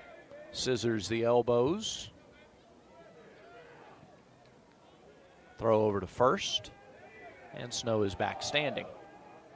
Eric does not have a stolen base this year.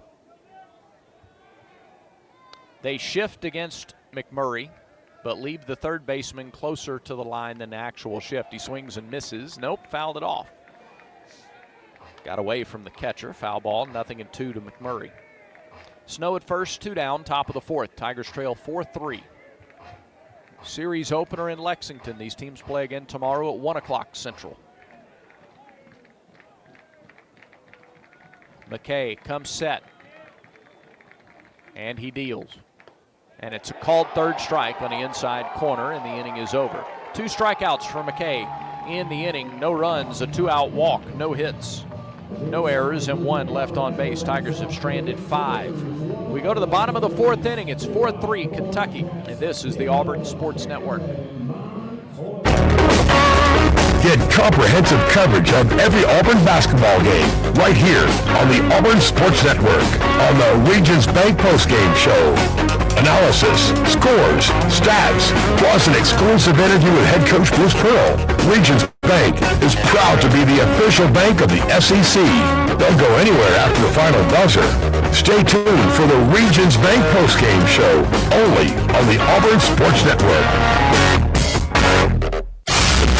The tradition, the rivalries. Sirius XM is your destination for all things college sports, and we've got you covered. On SEC Radio, there is complete coverage of every school in the conference, including live games, plus 24/7 talk and analysis. So cheer along on the Sirius XM app and listen to your favorite team anywhere. And now you can get 3 months of Sirius XM free. Subscribe now. See all for details at SiriusXM.com/SEC Sports.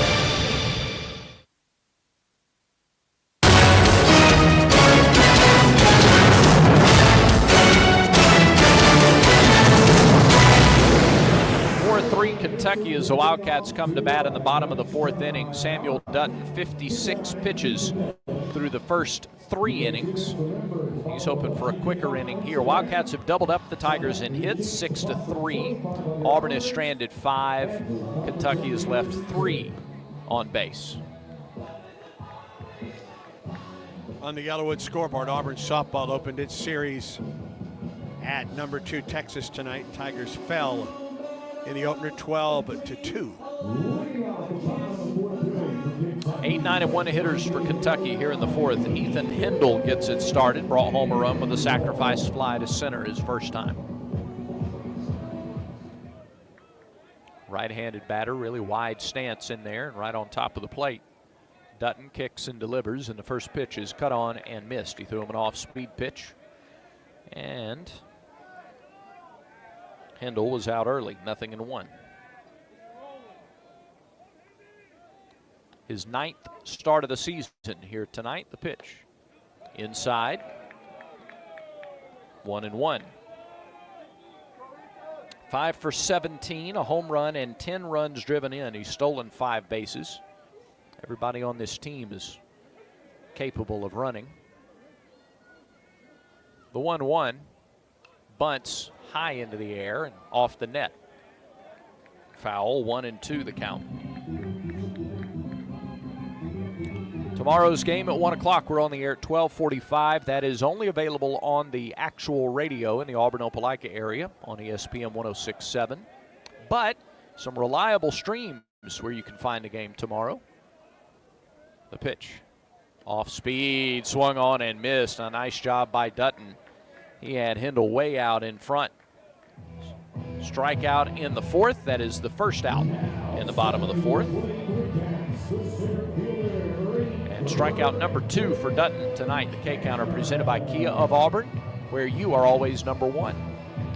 Tomorrow's game is available on the Auburn Game Day app, where you hear everything else, usually. And it's also available on YouTube, on the Auburn Tigers channel on YouTube. We'll have our In the Booth stream going for you. The pitch. Showed bunt, pulled it back, took a strike, did Griffin Cameron. 0-1 the count. Dutton's done a nice job. When they have shown bunt, he really hasn't been phased or affected. He's been able to throw strikes. Guevara comes in on the edge of the green turf at third base. The 0-1 off speed in there for strike 2.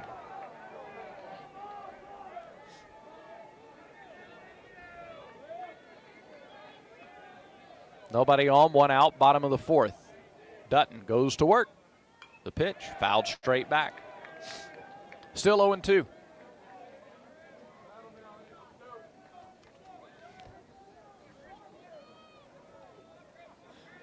Outfield straightaway.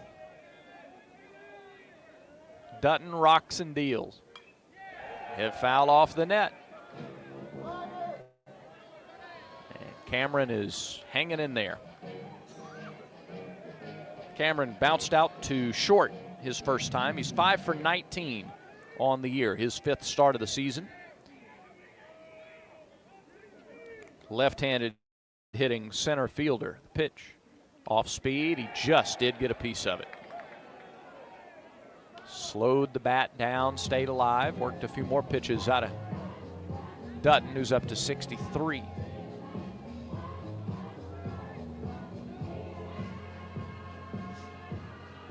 Coach Thompson mentioned the possibility of using guys differently out of the bullpen this weekend. Here's the 0-2. Ground ball to short. Fabian dives and stops it, but he'll have no play. It'll be an infield single for Cameron. It's another where you just tip your cap to their center fielder. He fought off multiple 2-strike pitches before he finally grounded one deep in the hole at short. Fabian laid out with a Superman dive to glove it, but didn't even attempt to throw to first. So a runner is on with 1 out, and now back to the top of the order. And Sean Montoya. Montoya popped out to second his first time. He's also grounded to first, so the left-handed hitter has pulled it on the infield a couple of times. Once on the ground, once in the air. There's a throw to first, no tag applied. Cameron, 2 stolen bases, 2 tries.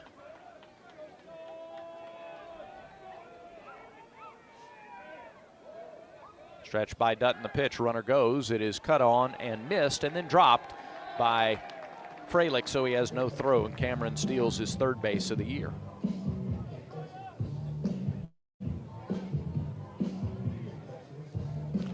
Nothing in 1 to count to Montoya. Kentucky leads 4-3. They scored 2 in the 2nd, 2 in the 3rd. They bat with a runner at second here in the 4th. And there's a line drive into center field. That's down for a base hit. Rounding third is Cameron. Here comes the throw home. It is in time, and they got him.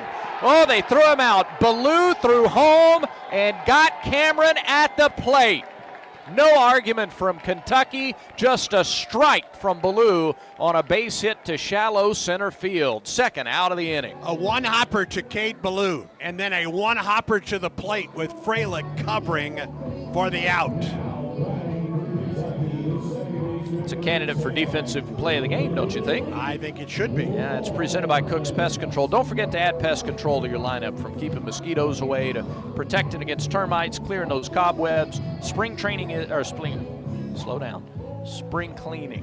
isn't done until you call Cook's. Nor is spring training. Right, Cook's Pest Control. It's like spring training for your home. Right. Right? Yeah. Okay. The pitch. Bunt shown, pulled back, runner goes, throw down, close play, he is safe. Stolen base for Montoya, his 8th of the year. And now Kentucky's starting to get its wheels underneath it. It's what they do. Yep. And 53 stolen bases now this year. They've only been caught 9 times. Here's the 0-1 to Lawrence. Fouled back, 0-2.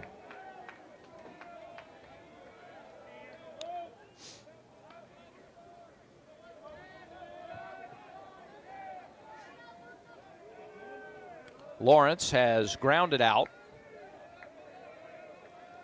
and doubled. The 0-2 pitch to the left-handed hitter is on the way.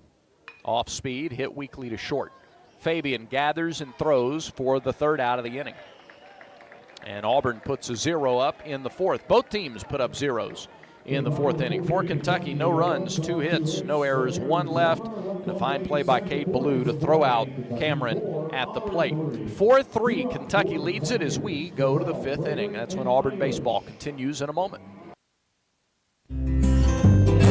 Strike out ants, termites, and other pests with a call to Cook's Pest Control. Cook's proven pest control methods and superior termite control system keep your home safe and are backed by a 110% satisfaction guarantee. As the weather gets warmer, your spring cleaning isn't done until you call the official pest control partner of the Auburn Tigers, Cook's Pest Control. Looky, looky, looky, here comes Cookie, Cook's Pest Control. Let's go, let's go, let's go. Let's huddle up and make things happen with the only cards for the Plains. The Auburn University Regions Visa Debit Card and Prepaid Regions Now Card. They're a win for your wallet and a big war eagle, whether you're purchasing stuff for game day or every day. Want to go all in on confidently showing your Tiger pride? Order your card now at regions.com/GoTigers. Regions, official bank of the SEC. Member FDIC. Terms, conditions, and fees apply. You're listening to Auburn Baseball. Back to more of the Tigers and Wildcats. We're heading to the 5th inning in Lexington. Auburn trails Kentucky 4-3. This 5th inning is presented by Wind Creek Casinos. Elevate your game plan to fabulous. Play the hottest games, win fabulous rewards at Wind Creek Casinos and on the Casinoverse app. With the voice of the Tigers, Andy Burcham, I'm Brad Law. Quinn Burkeen is in our Skyview studios tonight. And we are glad that you've made us a part of your Friday evening. A lot of Auburn fans have come to Kentucky Proud Park. Now it's cold, so they're braving the elements, but they're here. And they're cheering on their Tigers. It's been a back and forth game. Auburn with single runs in the 1st, 2nd, and 3rd. And now Bub Terrell gets it started in the 5th and takes a huge swing. Comes up empty in an off-speed pitch, and it's 0-1. Terrell, an RBI sacrifice fly in the 1st. He's also struck out. The line and the pitch from McKay is a fastball down and in. 1 ball, 1 strike. Terrell with 14 RBIs now on the season. He's batting .429 to lead off innings this year. Off speed, and he hammered that one to right field. That is high. It is deep down the right field line. Coming over is Montoya. He'll have room near the line and right to make the catch. Off the bat, I thought that had potential. He did hit it deep to right, but got under it enough, and Montoya was able to track it for the 1st out. Next up for the Tigers, catcher number 44, Chase Freilich. Here's Chase Freilich. Freilich's been aboard twice. A bunt single against the shift in the 1st inning. He walked in the 3rd. First pitch couldn't stop his swing, a high fastball, and he couldn't slow it down. 0-1 the count to the Auburn catcher. McKay pitching with a little bit of rhythm now as he is in the mid-80s in his pitch count, and he pops a fastball in, 0-2 to Freilich. 1 out, nobody on base. 85 pitches for McKay. The right-hander off the wind delivers. And just barely missed. Maybe a little high. 1-2 the count. Shift is on. It's the full shift against Freilich. 1-2 pitch. Fastball fouled straight back. Still a ball and 2 strikes.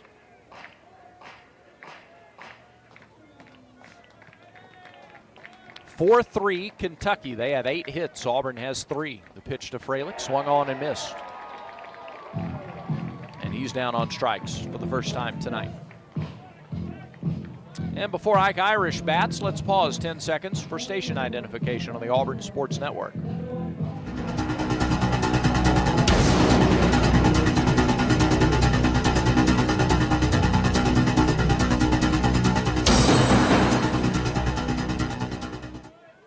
First pitch to Irish. Big swing and a miss at a high fastball. 0-1. Irish has struck out and been hit by a pitch. His first at bat since the end of the Old Dominion series. Pitch. That one's too high, and he laid off. 1-1 the count. Playing right field tonight. All they knew going into the weekend was that he'd be on the 30-man, the active roster. And they were going to see how he responded during batting practice. He responded well enough to be in the lineup. 1-1 pitch. Upstairs, 2-1. Yellowwood scoreboard, Brad. Top of the third. Tennessee 5, Alabama nothing. That's in Tuscaloosa. Missouri's gone ahead of Ole Miss 2-1. Bottom of the second in Columbia, Missouri. 2-1 the count here to Irish. 2 outs, nobody aboard. The pitch. Swing and a fly left side, well out of play. Top of the fourth, Texas A&M and Vanderbilt tied at 1 in Nashville. Top of the fourth in Gainesville. Georgia and Florida tied at 4. They're 1-0. Mississippi State leads at Oklahoma in the top of the first at Dale Mitchell Park in Norman. Got some tight games around the league. No score, South Carolina, Arkansas, bottom of the first in Fayetteville. McKay looks home, delivers. 2-2, line drive, base hit up the middle. Ike Irish just left of the second base bag, a 2-out, 2-strike base hit. And I think he was a little bit fooled by that pitch, but stayed back and just wristed it into center field. That's a nice job by Ike Irish. He's got the power to do that, yes, for sure. Indeed. All right, here's Lucas Steele.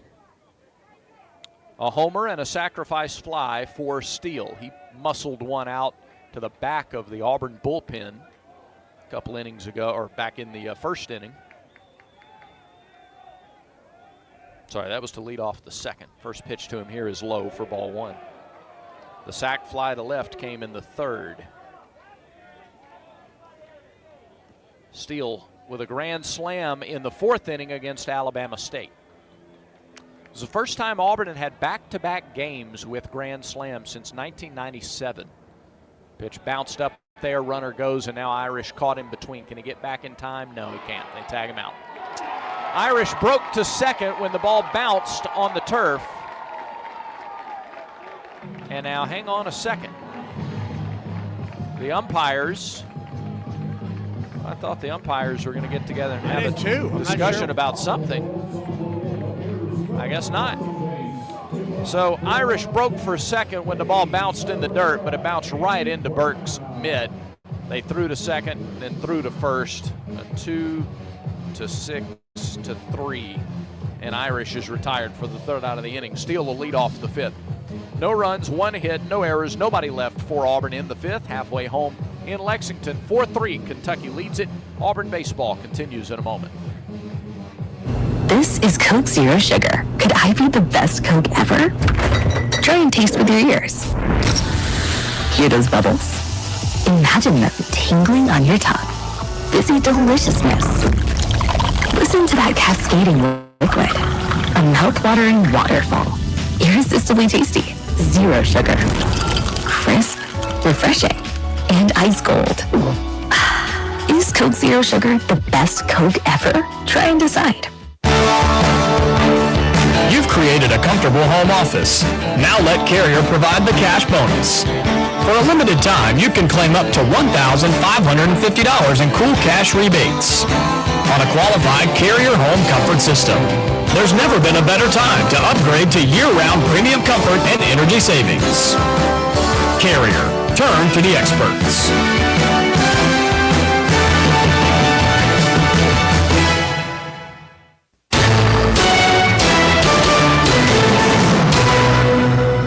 4-3 Kentucky leads coming to bat in the bottom of the fifth. We'll take you through the NCAA tournament action on the Yellowwood scoreboard. Florida 55, Norfolk State 34. 18:36 to go in the second half there. Troy trails Kentucky 33-24.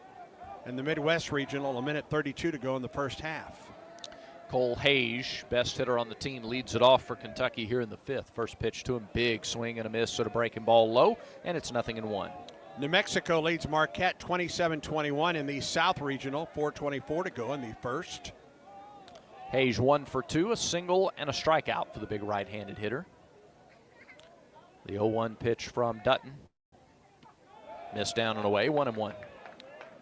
Arizona leads Akron 13-10 in the East Regional. 13:34 to go in the first half. Those are the games that are underway. We'll give you the finals here in a minute. Pitch to Hage. Swing and a foul tip into the mid. Strike 2.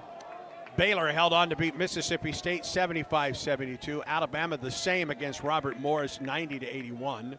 Iowa State beat Lipscomb 82-55 today. Pitch home. Low, 2-2. Colorado State with an upset against Memphis, 12-5 game. And Colorado State won it 78-70. 2 balls, 2 strikes, nobody out, bottom of the fifth. 4-3 Kentucky. Dutton's 74th pitch is a breaking ball that never really broke. It stayed high and the count's full to Hage. In the East Regional, number 1 seed Duke beat Mount St. Mary's 93-49. Dutton off the short wind, powers it home. Fastball called strike 3. At the knees, he froze Hage. Third strikeout of the day for Dutton. K-Counter presented by Kia of Auburn, where you're always number 1. And 2 of those strikeouts against Cole Hage. Yeah. Patrick Herrera is the batter. He has singled, grounded out, scored a run, driven in a run. Ole Miss, a winner over North Carolina, 71-64 in the South Regional. First pitch to Herrera, misses out low and outside, ball 1. And Maryland had no trouble with Grand Canyon, 81-49, the Terrapins in the West Regional. Those are all your finals in NCAA men's basketball today. Wind by Dutton in the pitch. Herrera takes an off-speed pitch for a strike. 1-1 the count. 17 runs driven in now for Herrera after his RBI ground out in the third. Average sits right at 360, and he takes one low, 2-1.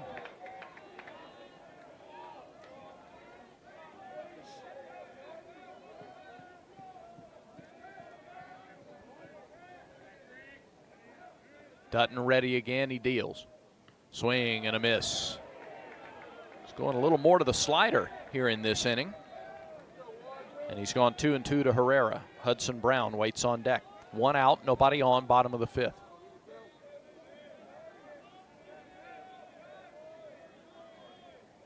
Dutton deals and misses high with a fastball. 3-2. Herrera with a lot of energy in the batter's box. That's a good way to put it. Payoff pitch due the Kentucky third baseman on the way. Called strike 3. Fastball right down Broadway. Spent so much energy in the box there that he was frozen on the 3-2 pitch. Cam Tilley was loosening earlier for Auburn in the bullpen. That's Jet Johnson now. All right. Hudson Brown is the batter. He was hit by a pitch. He's also singled and scored. First pitch to him, breaking ball grounded to second. To his left, Snow reaches out, grabs, throws, and that's the inning. Really, a 1-2-3. really good inning for Dutton. Sure was. 2 strikeouts and a first pitch ground out. 3 up, 3 down goes Kentucky. First time they've been retired in order since the first inning. We've played 5. It's Kentucky 4, Auburn 3. This is the Auburn Sports Network. Enjoy baseball and softball season on the Plains with live sports radio. Presented by Alpha Insurance. Auburn Sports Network broadcasts are available with no delay at both Plainsman Park and J.B. Moore Field. Every grand slam, stolen base, and strikeout. Yours with no delay. Look for the live sports radio kiosks around the ballpark. Live sports radio lets you take the broadcast with you at every football game. Plus, home, men's, and women's basketball games, baseball, and softball. Live sports radio. Presented by Alpha Insurance. You sit in traffic now, but later, there's an ice-cold reward. Modelo, the mark of a fighter. You've earned this rich golden lager with a crisp, refreshing taste. Because you know, all your patience is paid out in gold. You remain calm through humps, bumper to bumper, and people yell. You are a fighter, and Modelo is your reward. Modelo, the mark of a fighter. Drink responsibly. Beer imported by Crown Imports, Chicago, Illinois.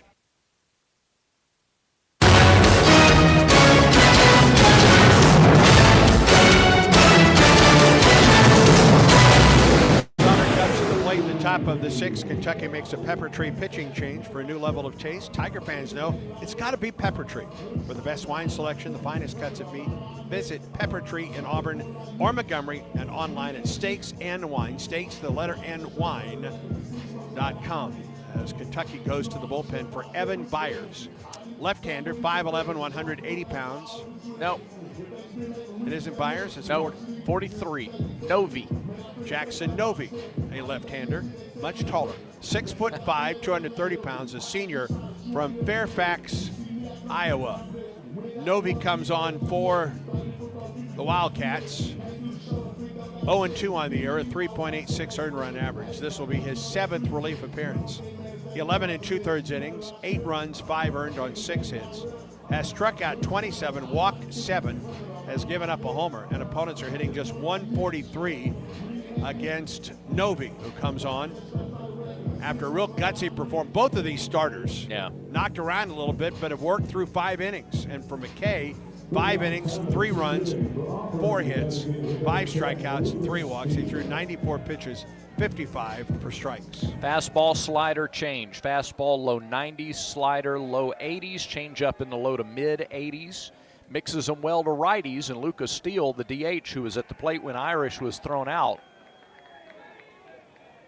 will turn around and hit right-handed against the lefty Novi. Pitch. Way outside, ball 1. 4-3, Kentucky leads it. They've doubled up the Tigers in hits, 8-4. Pitch to Steele, hit him. Lower body, left side. And Steele is aboard to start the 6th. Auburn has gotten the leadoff man on board, or he homered, in Steele's case, in the 2nd, 3 times previously. And he scored previously all 3 times. So now a 4th time. Here's Derek Fabian. See what he can do. He hit it into center a couple of times off of McKay. Got underneath a couple. Tigers in gray, Wildcats in white. Here's the pitch. Fastball, missed the inside corner. Ball 1. Right side is wide open if Fabian can go the other way with it. Novi delivers. And the pitch misses low and away, 2-0. And now the catcher, Burks, goes out to talk it over with his left-handed reliever. Novi, spells it N-O-V-E. Nobody else loosening for Kentucky right now.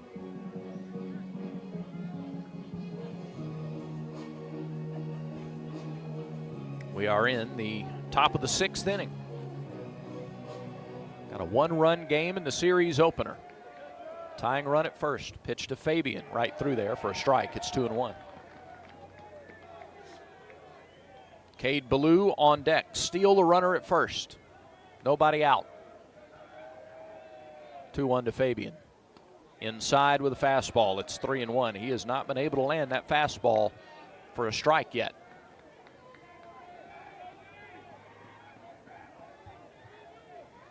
Hitters count for Fabian.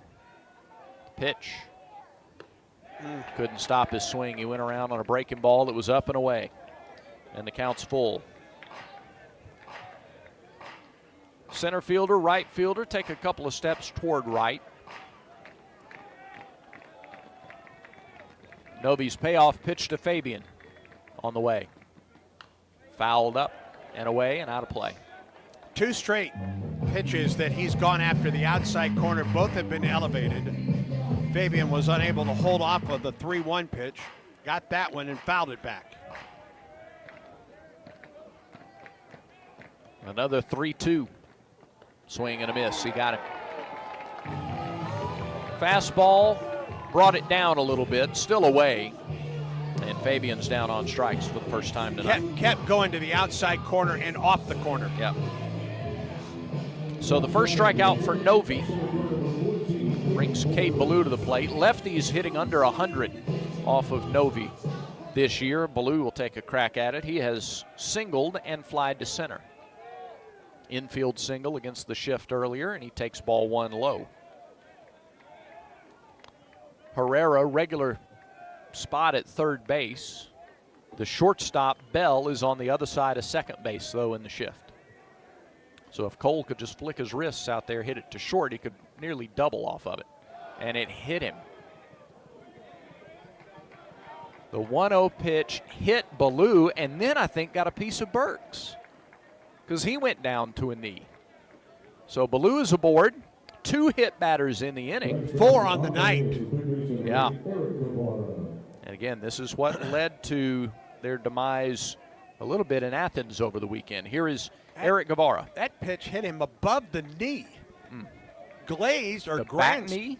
No, the front knee. Okay. Just glanced a bit. Another lefty throwing for Kentucky. Pitch to Guevara is low. Yeah, this lefty still has his warm-up jacket on, so we can't tell who it is. We're guessing. We'll get to guess a little bit more. The pitching coach is out for Kentucky. Dan Roselle.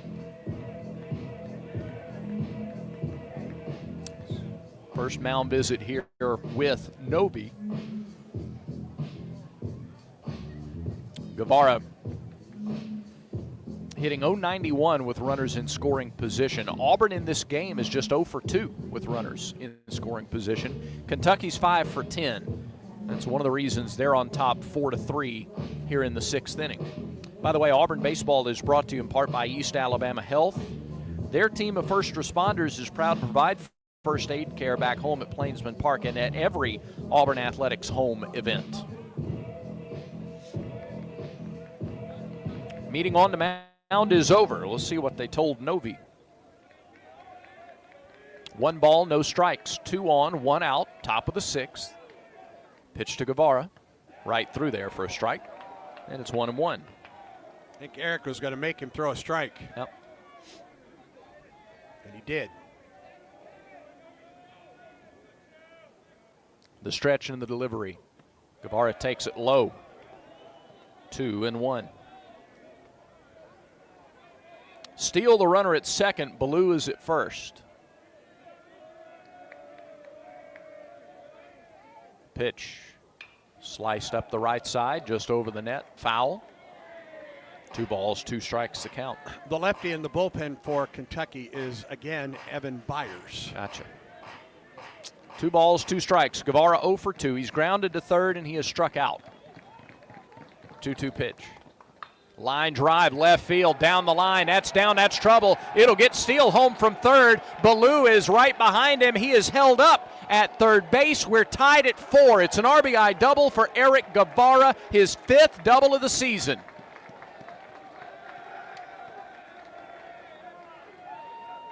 He just continued, make it his 6th double of the season. He continues to rack up extra base hits. A 2-strike double down the left field line to tie the game. Next up for the Tigers, second baseman number 1, Eric Snow.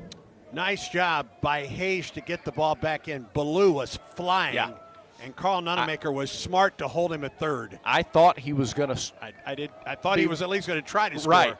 Right. Back to the top of the order, Snow with 2 on, and he drives one to left center field. Snow, that one's deep. It is back. It is off the wall. Off the wall, rounding third is Guevara. Throw comes home late. It's a 2-run double for Eric Snow, and Auburn leads 6-4. Back-to-back pitches. The double down the third base line by Guevara, and that double off the wall in left center by Snow. 8th double of the year for Eric Snow. Tigers cash in both hit batters, and they score Guevara 1 pitch after he doubled himself. It is a 3-run inning. Auburn's hope was to get into it's your hope every weekend. It's not a new game plan. You try to get into the bullpen of the opposition and then do some work, and they have here tonight. First pitch slider down and away to Cooper McMurray. 1 ball, no strikes. 3 runs in the inning. Tigers lead again, 6-4. It has been a seesaw game tonight. 1-0 pitch to McMurray. Low, bounced up there, 2-0. Burke's having to work hard behind the plate. And he's fallen behind most of the hitters in this inning as well, Brad. Hit a couple batters, and then when Auburn's of a mind to it, they have put the ball in play. Shift on against McMurray. The pitch, fastball. Got that call. Gracious. He got it on the outside corner. Burks brought it up half a foot. Well, and not only that, but he was set up outside. Yeah. All right, 2-1. Runner at second is Snow. 1 out in the inning. Pitch. Fastball way too far in. 3-1. Byers continues to warm up in the pen for Kentucky. Tigers have regained the lead here in the top of the 6th. 3 runs in the inning. Pitch. McMurray fouls one straight back, had a good cut. Counts full. Bub Terrell waits on deck. Guevara's RBI double, Snow's 2-run double. Back-to-back pitches. Pitch to McMurray, he swings and misses. Second out. Feast or famine for Novi. Here in the 6th inning, he has 2 strikeouts, but he's given up 2 doubles and he's hit 2 batters. He's given up 3 runs. Now here's Bub Terrell. Bub's looking for his first hit of the game. He's 0 for 2. He struck out, fly to right. He's also driven in a run with a sac fly to right. Novi pitches, off speed in there, curveball for a strike, 0-1. 7th man to bat in the inning is Terrell. Snow, the runner at second. He'll be off on contact with 2 outs. Base hit probably means another run. Terrell takes it for a strike. He thought it was high. So did most people in orange and blue. But the count is 0-2. And the Kentucky folks here in their ballpark try to get behind Novi. 0-2 pitch. Bounced up there and then is blocked up. Man. Yeah. Burks had to get it on it bounced in the left-handed batter's box. And he went to his left to block it. He one-hopped it. Yeah. Kept Snow at second base. Novi holds the ball behind his back, now puts it in his glove, comes set at the belt and fires. Ground ball left side, short hop there by the third baseman Herrera. He handles it and throws out Terrell by a half step to end the inning. But a good inning for the Tigers as they do some work against the Kentucky bullpen. 3 runs on 2 hits. No errors and a runner left on base for the Tigers. We head to the bottom of the 6th inning with a new score. Auburn 6, Kentucky 4. Auburn baseball continues in a moment. When the game is on the line, you want someone you can count on. At Alabama Power, we believe in consistency and having each other's back. It's our game plan to safely deliver the electricity you depend on. We give 100% to achieve 99.9% reliability. Learn how we power a better Alabama at alabamapower.com/reliable. Alabama Power is a proud supporter of the Auburn Tigers. I like what I like, and I do what I want. If what you like is getting the highest payouts, getting the most free play, and finding more of your favorite games all on a spacious upscale gaming floor, then Wind Creek Wetumpka is your kind of fabulous. No matter what fabulous means to you, you'll find it here. Wind Creek Wetumpka. Gambling problem? Call 1-800-GAMBLER.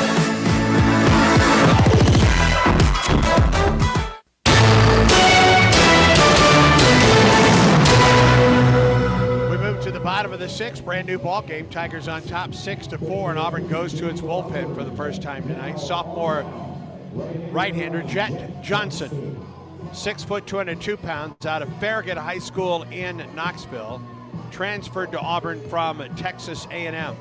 3-0 the record for Johnson, making his 6th relief appearance, an earned run average of 0s with a save. He's given up no runs, 2 hits in 7 innings of work, 7 strikeouts, 3 walks, has yet to give up a homer, and opponents are hitting .091 against Jet Johnson. Boy, a gutty effort. We said it about the Kentucky starter. You can say the same thing about Auburn starter tonight, Samuel Dutton. 5 innings of work, 4 runs all earned on 8 hits. He struck out 4, did not walk a batter, a balk and a hit batter. He threw 85 pitches, 61 for strikes, but as he exits the game, Auburn has the lead, 6-4, with the 6, 7, and 8 hitters for Kentucky coming to plate in the 6th. Yeah, Jet Johnston, we saw him in the middle of the game against Alabama State for the first time this year. He's a guy who's used to coming in, or has been used in the 9th inning of games, either saving them or coming in a tight ball game just to try to nail it down. Well, he worked a couple of really good innings against Alabama State in the midweek in the middle of the game, and now we see Johnston in the 6th, and he starts Bell with a fastball right down the middle for a strike, 0-1. Bell is 2 for 2. He has singled, he has doubled, he has driven home 2 runs tonight for the home team. Stretched by Johnston. And the pitch. Showed bunt, offered at it. That's a strike. It's 0-2. Pitch was low, but Bell offered at it. He's now driven in 22 runs this year. That is the most in the lineup, even more than Hage. Left-handed batter out of Frankfort, Illinois. And the 0-2. Called strike 3. Right in the middle. 94 with some life. Yeah. And Bell stops to talk to Burks and tell him what he saw. He saw gas down the middle. That's what he saw. Here's Burks, the catcher. Burks is hit into a fielder's choice, and he's fouled out to first.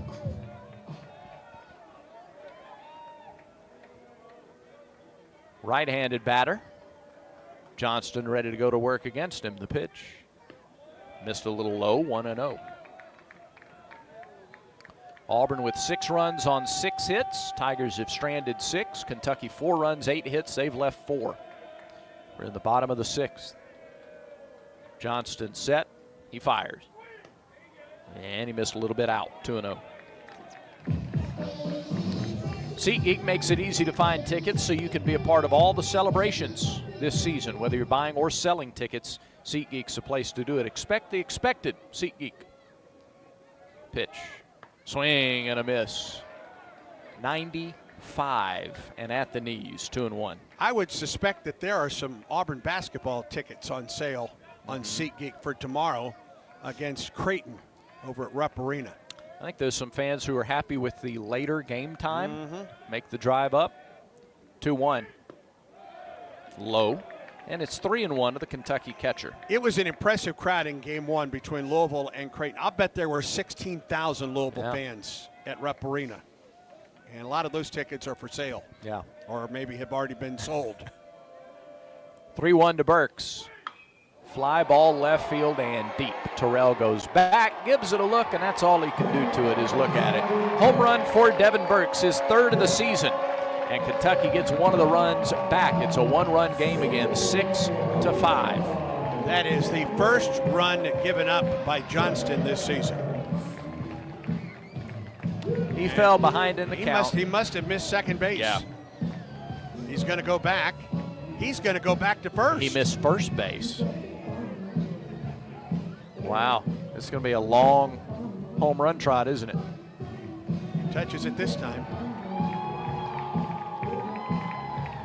He got to third base and was told to go back.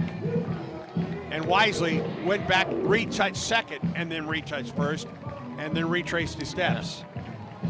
So he's not running 360 feet. He's running about 540. But he was swinging for the fences that entire at bat. Well, he got a 3-1 fastball. He was sitting fastball. He was ready. And now Butch Thompson is out to talk to Jeremy Dupree.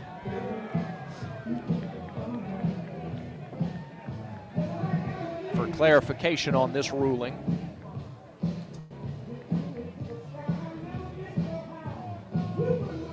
Did he miss both bases? Or... Now, he went back and retouched them both all. of them, yeah. The only thing I can think of it, Brad, is if there was a actual physical contact with the third base coach and the runner. Well, the umpires are getting together now, and they'll discuss it based on Coach Thompson's. If there was contact with the third base coach and the runner, you're out. Gotcha. I don't care if it's a home run trot or not. Yeah. So the umpires get together, they talk about it. Otherwise, they use the right procedure, I believe. Yeah. Jet Johnston throwing pitches to stay warm.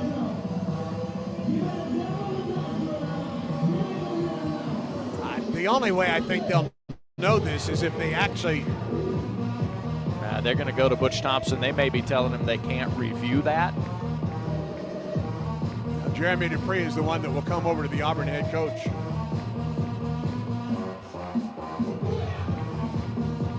Yeah, the two of them shoulder to shoulder. And it is a short visit.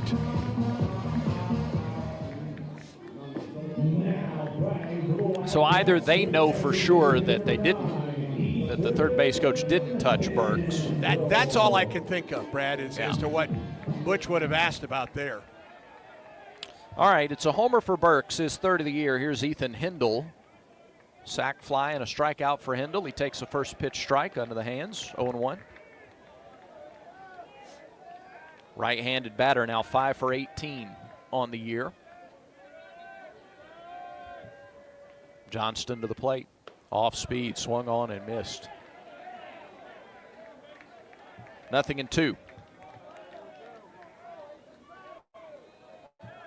So now Jet looking to respond to the first run he's given up this season. First homer, first run of any kind. Pitch. Low, 1-2. Griffin Cameron waits on deck. One out here in the bottom of the sixth. A ball and 2 strikes. 6-5, Auburn leads. Johnston's delivery hit him. Ball bounced all the way to the net. Auburn may ask, was he hanging over the plate? Yeah, Butch is out of the dugout right now to come and ask. Kentucky gets hit a lot. Coming into this game, they had been hit 57 times. Butch Thompson is out. They are going to review whether he was hanging over the plate when he was hit by the pitch. He didn't do a lot to get out of the way, which you don't have to do, but if you're hanging over the plate.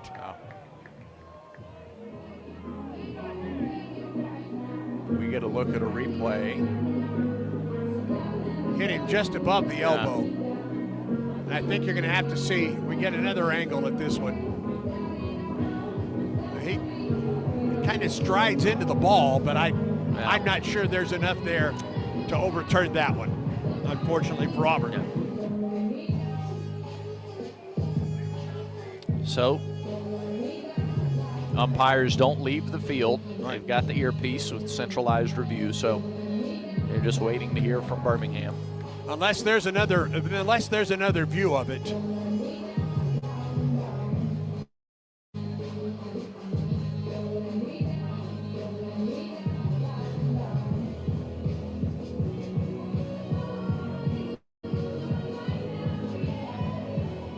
All right, here comes, well, wait a minute now. They're going to go over to Nick Mingione. Oh, no, they've got to go to a headset. Yeah, they've got to go to a headset. Okay. Rather than just use their They jogged their over to the earpiece. Kentucky dugout. Yeah.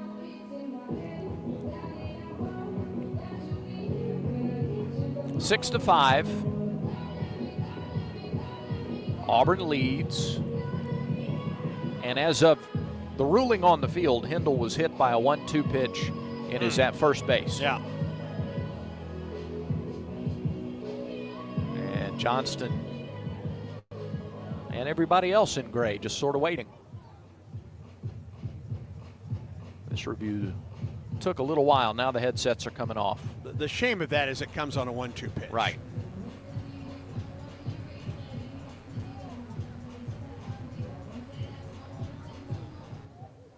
All right. No intent. So they were asking if he leaned into the pitch. Yeah. And the ruling is no intent. So Hindle hit by a pitch. He strode into the pitch, but I guess, Andy, they ruled that was just part of the part of the regular motion. So here's Griffin Cameron. Carson Myers warming up in the Auburn pen. Tying run at first base, bottom of the 6th inning, 1 out. Cameron singled and stole a base in the 4th. He's also grounded out to short. Throw to first, and nearly threw that one away. He threw it into the runner. Thankfully for Auburn, it stopped the ball from getting past McMurray. Johnston set down Bell on 3 pitches and gave up the homer to Burks, and on a 1-2 pitch hit Hindle. Pitch to Cameron. He showed bunt. He pulled it back, and he took it low for ball 1. Guevara was in on the green turf at third. Myers is wasting no time getting ready in the Auburn pen. Right side of the infield open for the left-handed hitters. McMurray holds the runner on. 1-0. Again, he showed bunt, and he pulled it back, and the ball went all the way to the backstop, and down to second goes Hindle on a wild pitch. And the count goes to 2 balls and no strikes on a Kentucky center fielder. Now the tying run's in scoring position here in the 6th with 1 out. They take a double play off the table, however unlikely it may have been. And now here's Everett Tiefert. First time Johnston has really run into any discomfort out there on the mound tonight, or this season. And it's happened tonight. First SEC road appearance for the hard-throwing right-hander. Let's update you on the Yellowwood scoreboard, Brad. Bottom of the 5th, Georgia, Florida tied at 5 now in Gainesville. Missouri 3, Ole Miss 2, bottom of the 4th in Columbia. Tennessee leads at Alabama 5-2. They're in the bottom of the 4th in Tuscaloosa. Vanderbilt, Texas A&M tied at 1, bottom of the 6th in Nashville. Arkansas 5, South Carolina nothing, bottom of the 3rd in Fayetteville. Mississippi State leads at Oklahoma 1-0, top of the 3rd.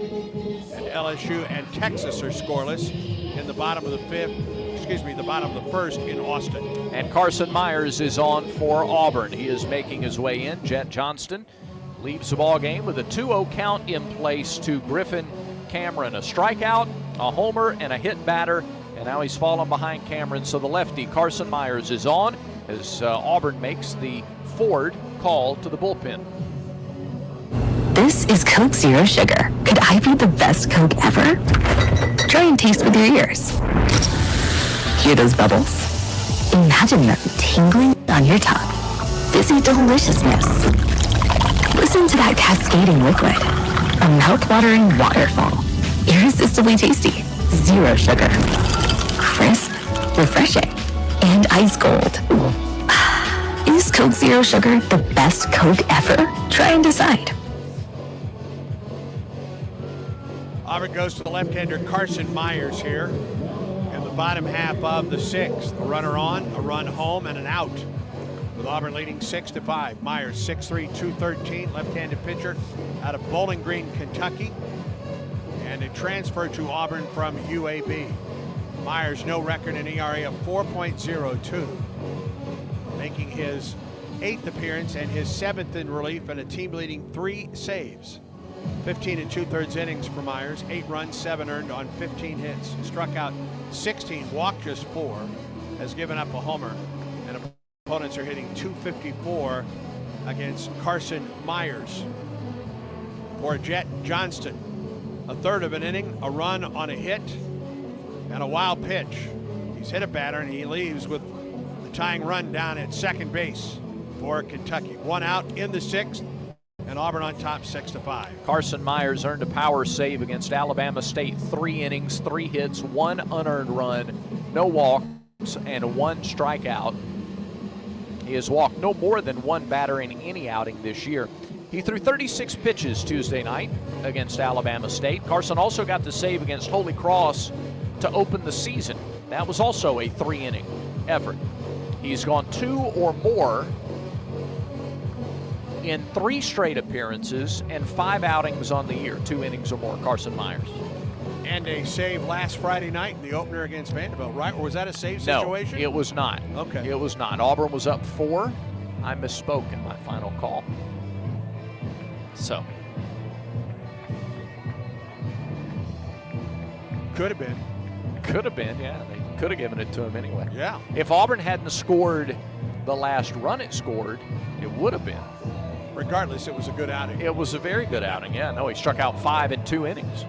Slammed the door on Vanderbilt a week ago tonight, and now he inherits a 2-0 count on Griffin Cameron, the center fielder. And the first pitch is a looping breaking ball in there for a strike, 2-1. Hindle is the runner at second. He represents the tying run. He has good speed. There's 1 out in the inning, bottom of the 6th. Left-handed hitting Cameron. The left-hander Myers, the pitch. Breaking ball, couldn't stop the swing, 2-2. Had Cameron fooled. After a couple of strong right-handers, now Myers gives him a new look from the left side. A little more breaking stuff, a little more sharper break. 2-2. Another breaking ball that's hit out to left field. Terrell on the run. He won't get there. Has to play it on a hop. Moving all the way was Hindle. He comes in to score. RBI single for Cameron in the bottom part of the order, hurting Auburn here in the 6th inning. We're tied again, 6-6.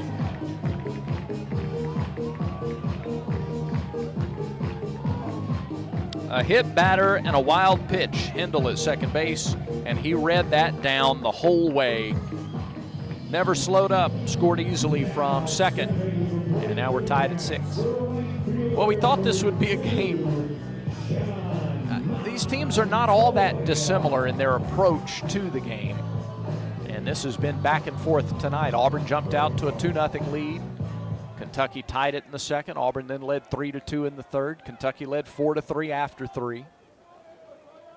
Here's Sean Montoya, the leadoff man for UK. He swings and drives it up the left side, foul, 0-1.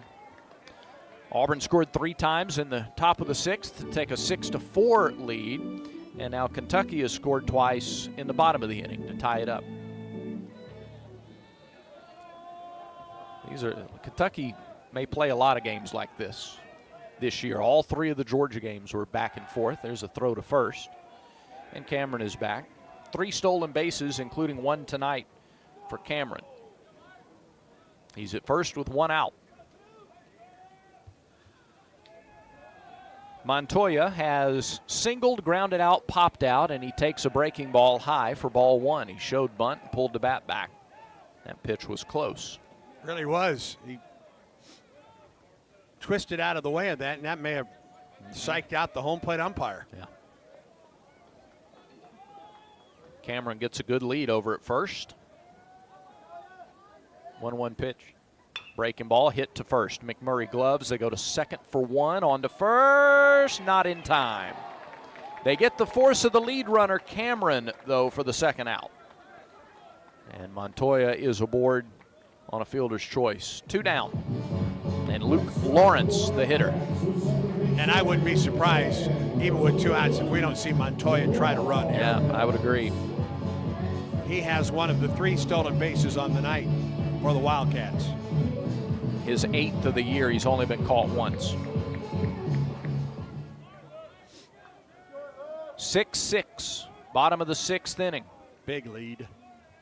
He goes, and they got him picked off. Throw to first, throw to second, though, is a wide throw of the bag, and he makes it in. McMurray's throw down to second was way left of the bag. Fabian had to come off to rescue the ball, and then did not have a play on Montoya. That's a shame because Myers caught him and had him picked off. Now he takes a big lead at second. Pitch to Lawrence. Hit weakly right side on the ground, foul, 0-1. The approach to Lawrence is still the same, though, with 2 outs. Just get Lawrence, and then you're out of the inning, and you preserve the tie game. Now a battle of the bullpens over the final 3+ tonight. Myers looks to second briefly, now delivers. Breaking ball is trapped down on top of the turf by Freilich. It's low for ball 1. Yellowwood scoreboard, NCAA tournament action underway. Florida 83, Norfolk State 59, second half, about 5 minutes to go there. Lawrence 1 for 3, couple of ground outs. He's also doubled tonight. 1-1. Gets through the wickets and all the way to the backstop, and over to third goes Montoya. That should be a pass ball. That one got between the legs of Freilich. 2-1 to Lawrence. Troy hanging with Kentucky, 48-39 Wildcats, 12:37 to go in the second half. New Mexico on top of Marquette, 37-36, 18 minutes to go in the second half of that one. 2 balls and a strike. Runner at third, 2 outs. Tie game. The pitch.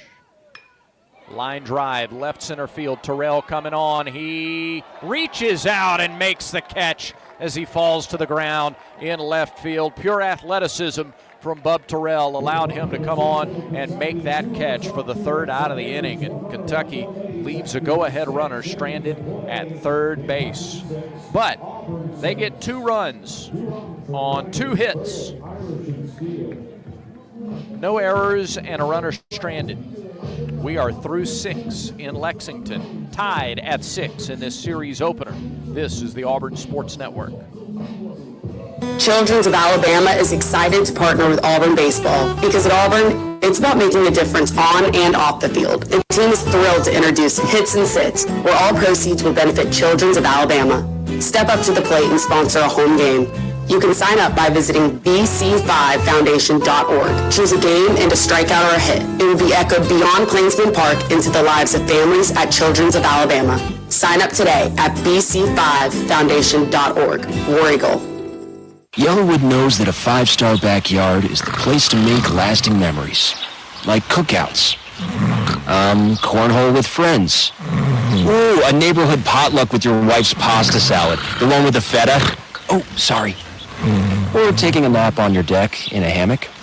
Naps are memories. I love naps. For 5-star backyards and the most memorable experiences, Yellowwood brand pressure-treated pine. If it doesn't have that yellow tag, you don't want it.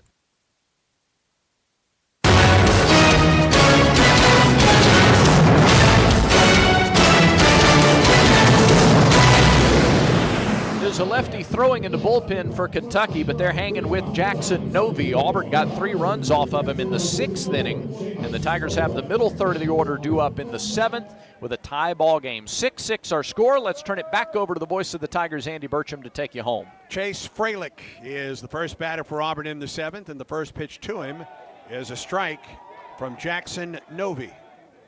Novy retired the last 2 batters in the inning. Before that, Auburn had a pretty good bit of success against him in the 6th. Stretch and pitch. Swing and a miss. And that will send Kentucky into the full shift on the right side of the infield with the third baseman going into right field. 0-2 the count to Freilich. Pitch on the way. It misses outside. A ball and 2 strikes to Chase. Singled in the first, walked in the third, and struck out swinging in the 5th. Freilich, Irish, and Steele for Auburn here. The pitch on the way. Got him swinging on a fastball inside. Set him up with the 0-2 pitch down and away, and it came back in with a fastball. 8th strikeout of the night for Kentucky pitching, and that brings Ike Irish to the plate. Struck out in the first, hit by a pitch in the third, singled with 2 outs in the 5th, but then was picked off trying to go to second base on a ball that was in the turf.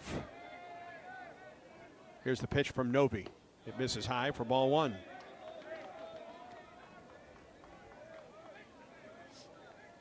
We're tied at 6 as Auburn bats with 1 out in the 7th. Here's the pitch. Foul tip. Inside corner. A ball and a strike to Ike.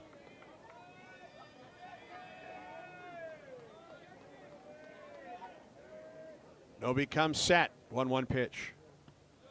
Misses low. 2 balls and a strike to the Auburn right fielder, Ike Irish. Really good at bat his last time. 2 strikes. Got one in on the hands, kind of flipped the wrist over. There's a strike down the middle. 89 from Novi, 2 balls and 2 strikes to Irish. It was a 2-2 pitch that he singled up the middle in the 5th. Stretch and delivery. Strike 3 call in the outside corner. Back-to-back strikeouts for Novi here in the 7th. And now 4 in a row that he has retired. And 3 of those 4 by strikeout. Yeah. And here's Lucas Steele. He has been on base twice tonight, has driven home 2 runs, including a solo home run in the 5th, or the 3rd, excuse me, in the 2nd. He turns around, bats right-handed against the lefty Novi. The pitch. Strike call in the inside corner. Novi has found some rhythm here in the 7th. Stretch in the pitch to Steele. Swoops it up and out of play over the top of the Auburn dugout. No balls and 2 strikes to Steele. Novi trying to make quick work of Auburn here in the 7th. Stretch and pitch. Outside. A ball and 2 strikes now to Steele, Auburn's DH. Kentucky has out-hit Auburn tonight 10-6. We're tied at 6. Top of the 7th, 2 outs, nobody on. The pitch to Steele just missed the inside corner. Just missed. 2-2. Might not take that one again. Yeah, that's exactly right. Stretch and 2-2. Popped him up. Right up the chute. Middle of the infield. Who wants this one? First baseman in, catcher out, makes the catch. And it's a 1-2-3 inning for Jackson Novi. 7th inning stretch time in Lexington. Auburn and Kentucky tied at 6. As Auburn baseball continues in a moment. Let's go, let's go, let's go. Let's huddle up and make things happen with the only cards for the Plains. The Auburn University Regions Visa Debit Card and Prepaid Regions Now Card. They're a win for your wallet and a big war eagle, whether you're purchasing stuff for game day or every day. Want to go all in on confidently showing your Tiger pride? Order your card now at regions.com/go Tigers. Regions, official bank of the SEC. Member FDIC. Terms, conditions, and fees apply. When the game is on the line, you want someone you can count on. At Alabama Power, we believe in consistency and having each other's back. It's our game plan to safely deliver the electricity you depend on. We give 100% to achieve 99.9% reliability. Learn how we power a better Alabama at alabamapower.com/reliable. Alabama Power is a proud supporter of the Auburn Tigers. This game recap is presented by Regions Bank. Regions is a proud partner of Auburn University and the official bank of the SEC. Tied ties, couple of lead changes. We bounce back and forth in this one. 6-6 our score. Kentucky 6 runs, 10 hits, no errors. Auburn 6 runs, 6 hits, and no errors. And now it belongs to the bullpens over these final 2.5 innings. John Armstrong is on for the Tigers. He's the third reliever of the night. 5'11" right-hander out of Marietta, Georgia. 6 appearances this year for Armstrong. He's 1-0 with a 4.76 earned run average. 5 2/3 innings. He's given up 9 hits, 4 runs, 3 of them earned. He has not walked anybody. He struck out 5. Given up a couple of doubles, 1 wild pitch, 1 hit batter. And teams are hitting .360 against John Armstrong. Carson Myers threw 15 pitches, 10 strikes. He worked 2/3 of an inning, gave up a hit, threw 1 wild pitch, faced 3 batters, and got 2 of them out. And Myers gives way now to John Armstrong, who will face Hage, Herrera, and Brown. Kind of the meat of the order for Kentucky here in the 7th inning. Cole Hage is 1 for 3 with a steal, or with a single and a stolen base, and he scored a run in the 3rd, sandwiched in between a pair of strikeouts.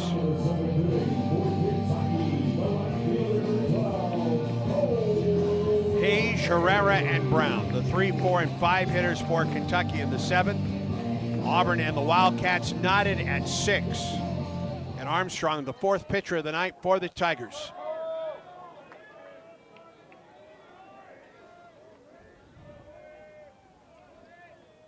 Long look in for John. Pitch clock is down to 8. He must be, he's having pitch comm issues. Yeah, I think you're right. Yeah, he was pointing to his ear and saying he can't hear, so McMurray comes over and gives him his.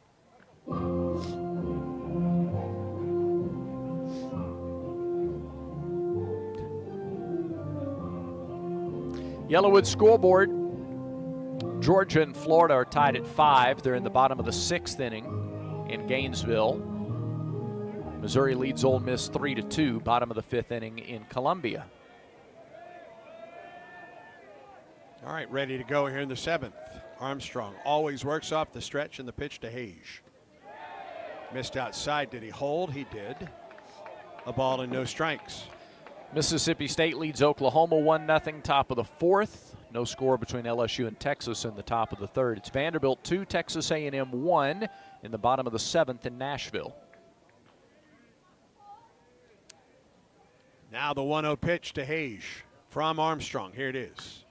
Looped up and out of play off the right side. Tell you what, Kentucky gets some hacks, doesn't it? Yes, they do. Woo. They got about half of their lineup very powerful.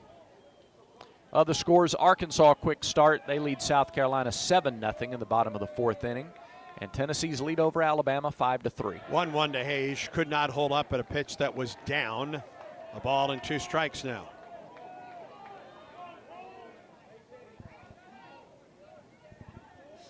Parker Carlson is loosening for Auburn in the bullpen. Kentucky has Simon Gregerson loosening. 1-2 to Hage.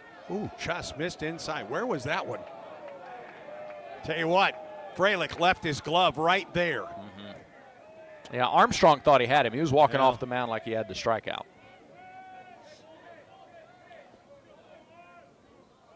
Two balls and 2 strikes to Hage.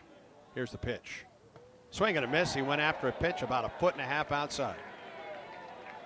Auburn has had a really good plan against Hage in this game. It's the 3rd time the Tigers have struck him out. He only had 10 strikeouts coming into this game tonight, and Auburn has fanned him 3 times. And here's Patrick Herrera.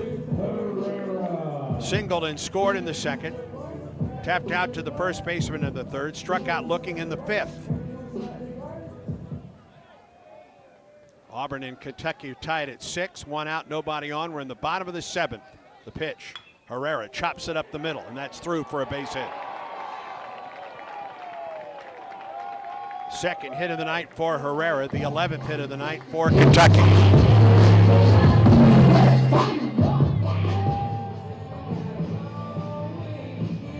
Herrera has 5 stolen bases.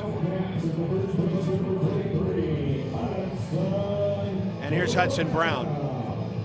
Singled and scored in the 2nd, hit by a pitch in the 3rd, tapped out to the second baseman in the 5th. Neither team has turned a double play tonight. Herrera gets his lead at first. Armstrong comes set in the pitch. Inside corner for strike one. 92 on the fastball.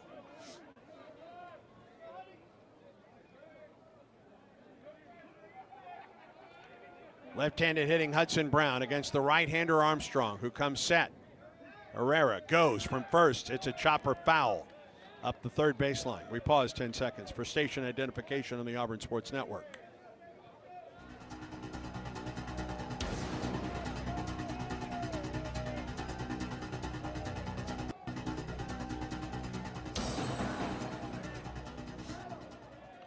Oh, and 2 to Brown. Runner at first, Herrera. Here's the pitch. Misses low. And outside, a ball and 2 strikes.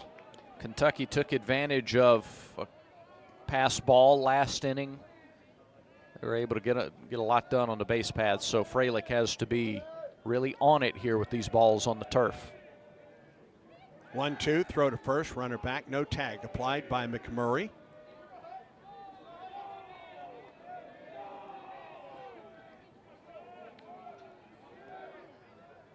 Kentucky's runs have come in twos in the second, third, and the sixth. The pitch.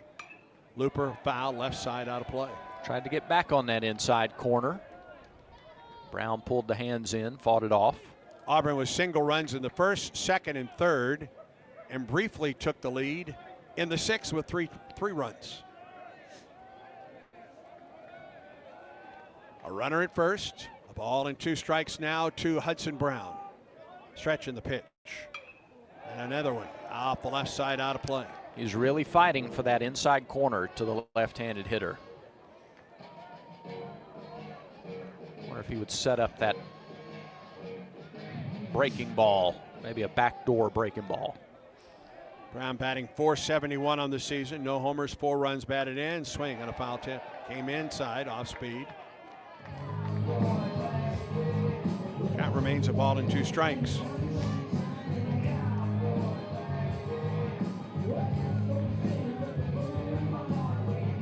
He's only struck out 4 times this year. Of course, that's in 17 at bats. Another 1-2. Here it is. Fouled off the left side. Count remains a ball and 2 strikes. Kentucky's done a good job with 2 strikes tonight.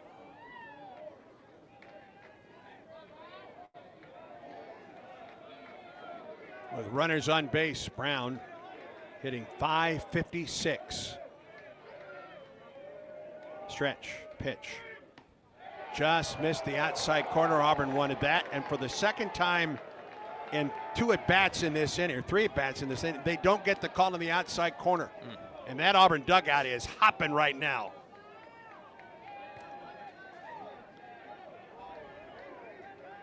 Two balls and 2 strikes. That's a pitch that Auburn feels that Kentucky has gotten tonight. Pitch clock at 2. Here's the 2-2. Got him swinging with a fastball. Elevated a little bit. Worked the off speed away and then threw him a fastball down the middle. And boy, Brown is staring out at Armstrong. After all the antics that this bunch does at the plate, after every pitch, pounding their chest, maybe a break.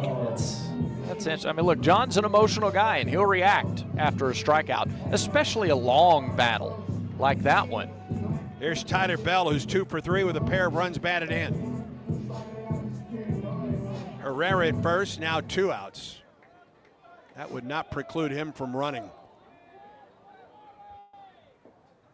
And Armstrong steps off the rubber. Now back on top.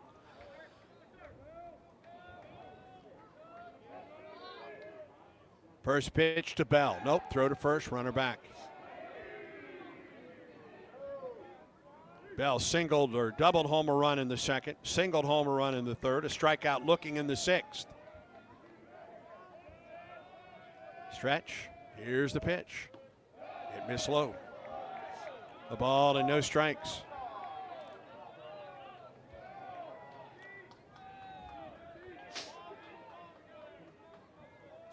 2 outs and a runner at first for Kentucky. The Tigers and the Wildcats are tied at 6. We're in the bottom of the 7th. Here's the 0-1. Tried to hold up. Auburn again doesn't get the call on the outside corner. 2 balls and no strikes. I think he held up, but it was a pretty good pitch. I agree. 2-0 the count. Big lead for Herrera at first. The pitch. There's a strike. Bounced out of the glove of the catcher, Fralick, but Herrera stayed at first. 2-1 the count. Bell's average up to .315 with his 2 base hits tonight. 2 balls and a strike. John Armstrong comes set. The pitch. Missed inside, ball 3. Devin Burke's on deck. Last time he was up there, he had a home run. Are they going to say that that ball hit him? The umpires will come in. He claims he was hit. Yeah, he's tossing his stuff away. Yeah, he sure is. I don't know if that was the call or not. I don't think it was the call, because they're going to send Bell back to the plate, and I think we're going to get a review of whether or not it hit him. John tried to come to the inside corner. That may have hit his back knee. Nick Mingione is the third base coach, and we're going to get a review. Okay. I guess they're challenging that he was not hit by the pitch. The call on the field was it was just ball 3. Yeah. And a central review with the folks in Birmingham could bring Tyler Bell, or excuse me, could bring Devin Burks to the plate with runners at first and second and 2 outs.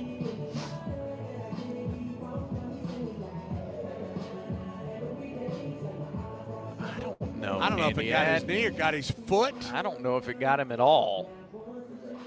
Or is there anything there enough to not overturn, just to reverse what was ball 3?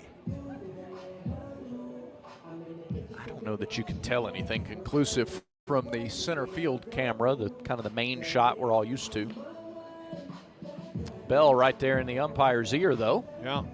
He had thrown off all of his paraphernalia and was 2/3 of the way to first base when he was asked to politely come back to home plate.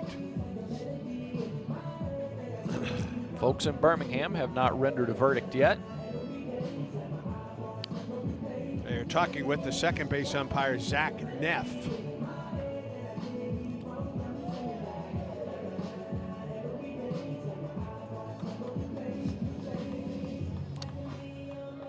And this review continues. Yeah.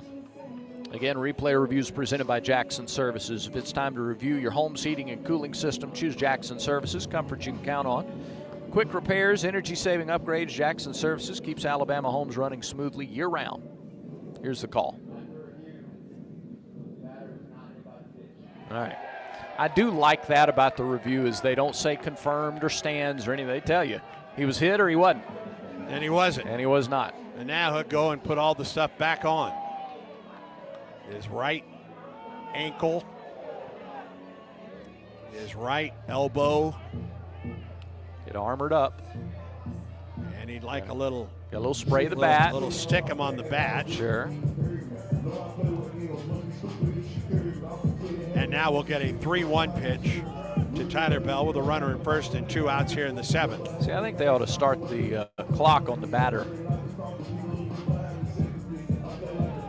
Well, he'd be out by now if they did, because they'd have started it twice. Right. 3-1 the count to Bell.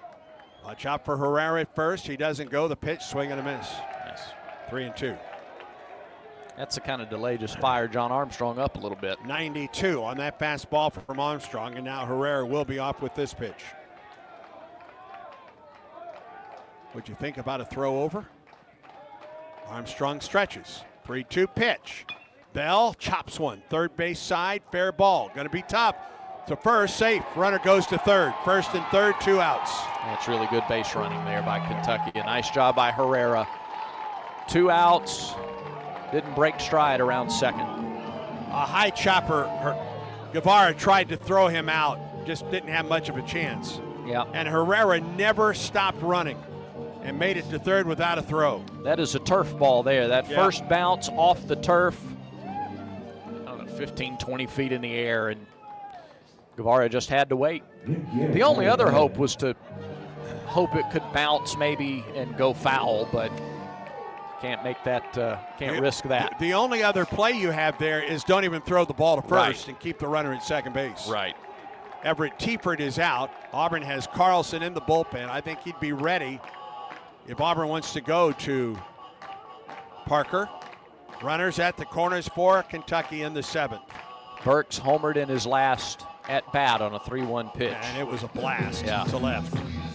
He's the only one that has hit one into the jet stream to left tonight. Runners at the corners, and Auburn will stay with John Armstrong to face Devin Burks. Fouled out in the 2nd, reached on a fielder's choice in the 3rd, and hit the solo home run in the 6th. Auburn stranded one of Kentucky's runners at third base last inning. Can Armstrong do it again to him here and keep this game tied? Herrera at third and Bell at first. Bell could be running. He's got 5 stolen bases on the year. Yeah. And if he does, Auburn may just let him go. He's got a huge lead at first. Yeah. Stretch, the pitch. Outside, ball 1. I expect Bell to take off fairly soon, because then that puts them in a situation where a hit could score 2. A ball and no strikes to Burks. Armstrong comes set. Here's the pitch. Chopper, third base side. Base hit into left, and Kentucky takes the lead.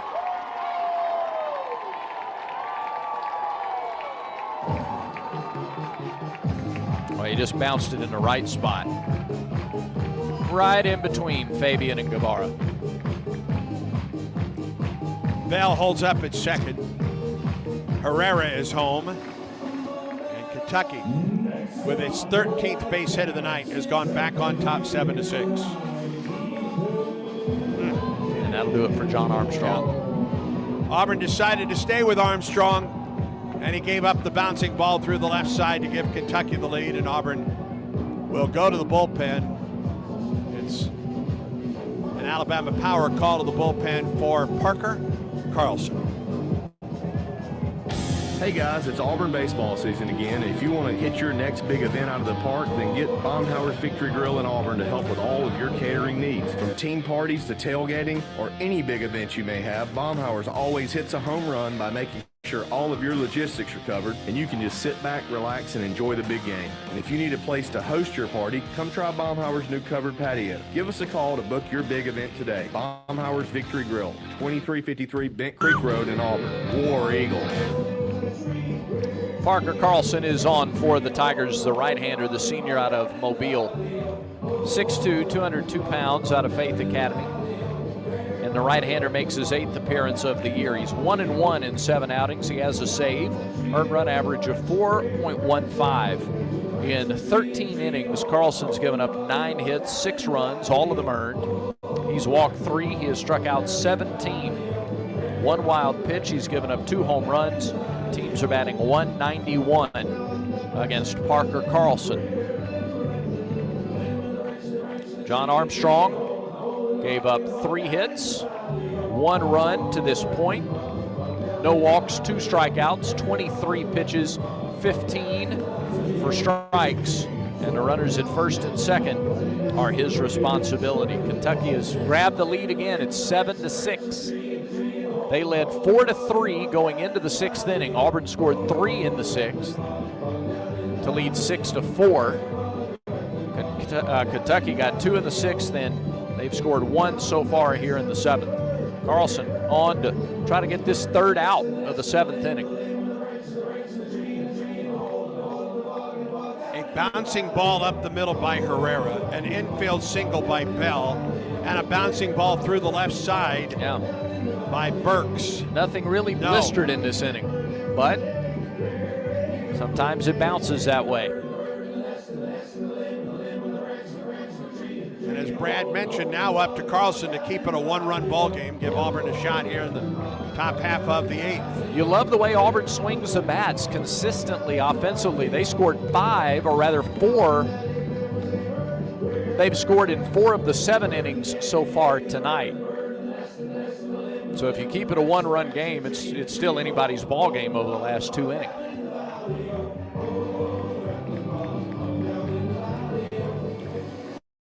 Ethan Hindle will be the first one to face Parker Carlson, Auburn's 5th pitcher of the night. On the Yellowwood scoreboard, Kentucky pulling away from Troy now in the NCAA tournament. 68-48 Wildcats lead. They're under 4 minutes to go there. Marquette and New Mexico are tied at 55 with 8 minutes to play, and Arizona's up big on Akron. Stretch by Carlson. And a throw back to second base with Snow covering. No tag applied. Hindle, a sacrifice fly and an RBI in the 2nd. Struck out in the 4th and hit by a pitch and scored in the 6th. This is a righty-on-righty battle as Parker comes set. And the pitch. Swinging a chopper to the shortstop. Fabian charges, fields, and throws. Well played. And Carlson threw one pitch to get out of the inning. But Kentucky scores a run on 3 base hits. No errors and 2 men left. We're through 7 in Lexington. Kentucky leads Auburn 7-6. Stay tuned. This is the Auburn Sports Network. Southeastern Industrial Contractors offers the path to a productive and successful career for hard workers of all ages, especially young people looking to jump straight into the workforce. Southeastern Industrial Contractors is now hiring for great-paying skilled trade positions. Managing partner Derek Harville is a proud Auburn University graduate with deep roots in the community. Give him a call at 334-209-6355 to learn more. Southeastern Industrial Contractors, 334-209-6355. Hip pain is not to be taken lightly. It could be a sign of hip impingement. If pain, stiffness, or limping persists, see a hip specialist at the Orthopedic Clinic. Treatment includes non-surgical options, but if surgery is needed, minimally invasive arthroscopic hip surgery is only available locally at the Orthopedic Clinic. Don't wait. Schedule an examination today. Call for an appointment, 334-749-8303, or visit theorthoclinic.com.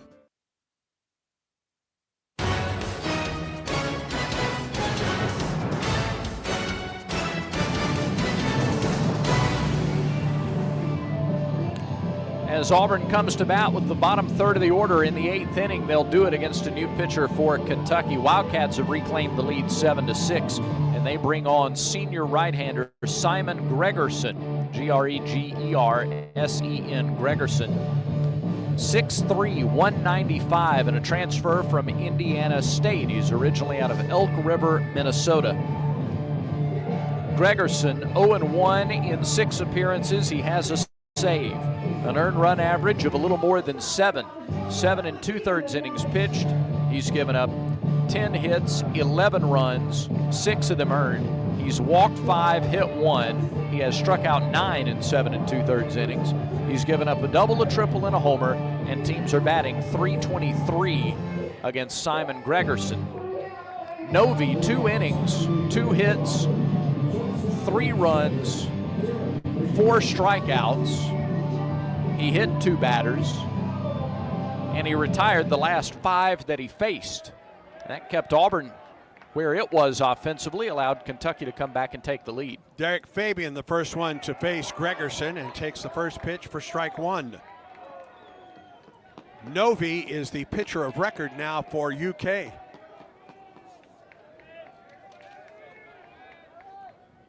Wind and the pitch, and it hits Fabian. That is the 5th hit batter of the night for Auburn. And that is not the way Kentucky wanted to start the 8th, I guarantee you. Well, 4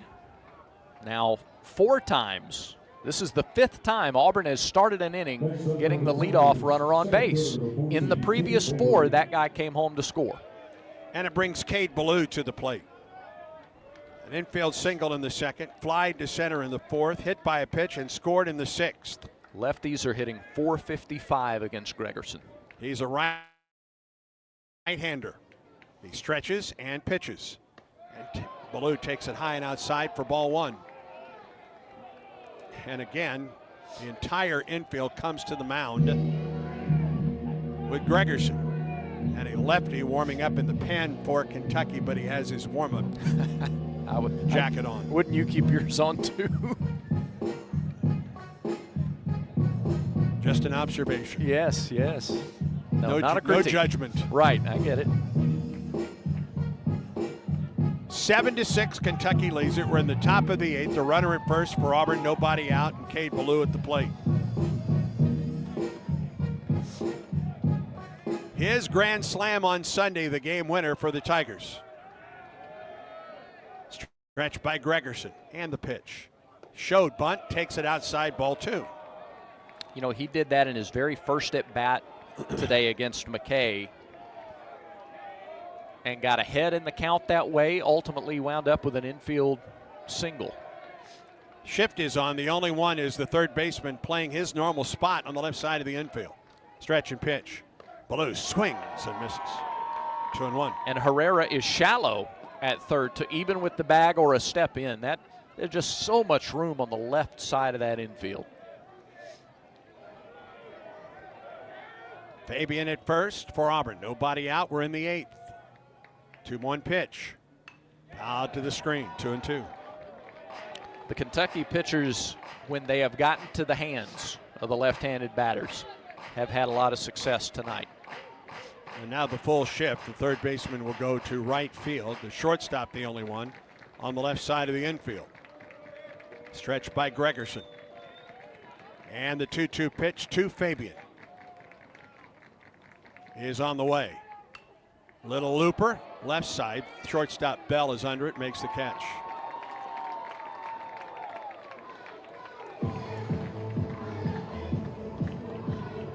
One out, here's Guevara.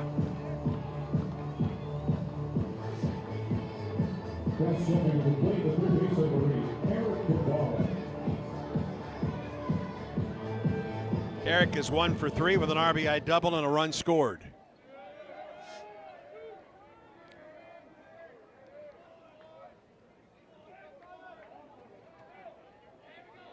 I'm surprised Hayes plays as relatively shallow as he does in left. Open stands for Guevara at the plate, the pitch. Whew. Strike off the outside corner.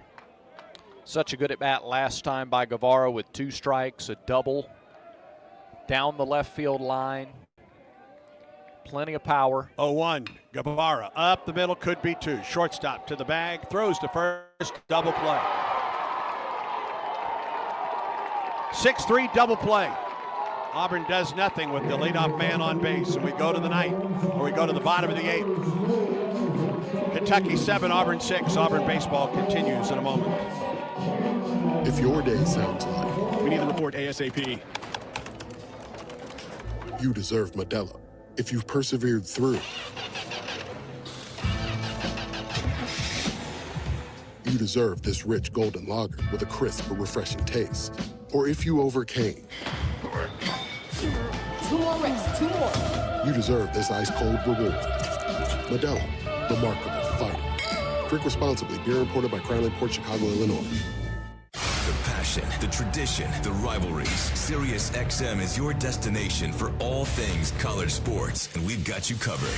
On SEC Radio, there is complete coverage of every school in the conference, including live games, plus 24/7 talk and analysis. So cheer along on the Sirius XM app and listen to your favorite team anywhere. And now you can get 3 months of Sirius XM free. Subscribe now. See offer details at SiriusXM.com/SEC Sports.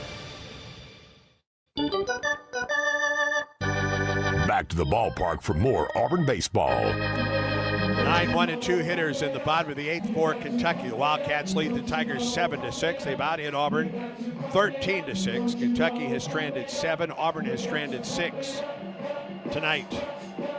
It will be Cameron, then Montoya and Lawrence to face Parker Carlson, who threw 1 pitch to get Auburn out of the 7th inning.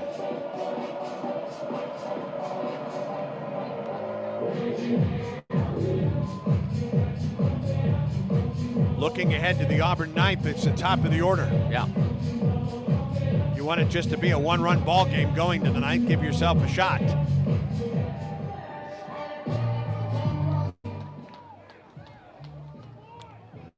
Griffin Cameron to the plate.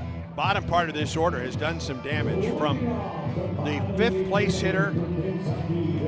Well, from the 5th place hitter on down, they've scored 3 of the 7 runs tonight. And 6 have been driven in by the bottom 4 in the order.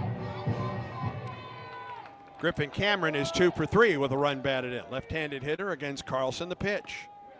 It misses low for ball 1. Grounded to third in the 2nd, a single in the 4th, and a singled homer run in the 6th. Wind and delivery. 2 balls and no strikes. Missed it a little bit high and outside.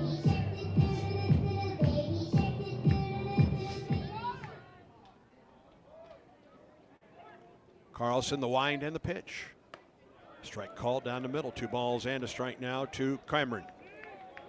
Montoya waits on deck for Kentucky. The Cats lead Auburn 7-6 on this opening night series. 2-1 delivery. Foul to the screen. Good cut. 2 balls and 2 strikes. And a good job by Carlson to come back and even up the count. Georgia's taken the lead at Florida 6-5 in the 8th. On the Yellowwood scoreboard, Ole Miss has reclaimed the lead at Missouri 4-3 in the 7th. 2 balls and 2 strikes to Cameron. He leads off the 8th for Kentucky. The pitch on the way. Foul back. God tried to get it in on the hands and he fought it off. It's a final in Nashville. Vanderbilt has taken game 2 of the series from Texas A&M 3-1. So the Commodores have won the series. They take the series. A&M now 0-5 in the SEC. Team that came into the season the #1 team in the country. Wind and the pitch. Oh. Yeah, that's a call that Auburn. Oh my. Yeah, that's a call that went against Auburn in the top of this inning. Full count now.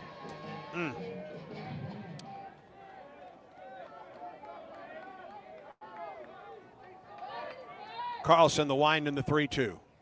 Foul back.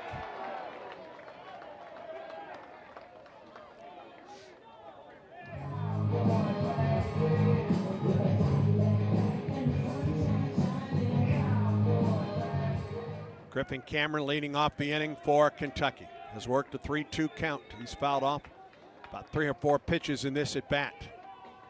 Here's the pitch. Line drive caught by Fabian at short. Really good at bat by Cameron. Hit it hard, but right at the Auburn shortstop. 1 out.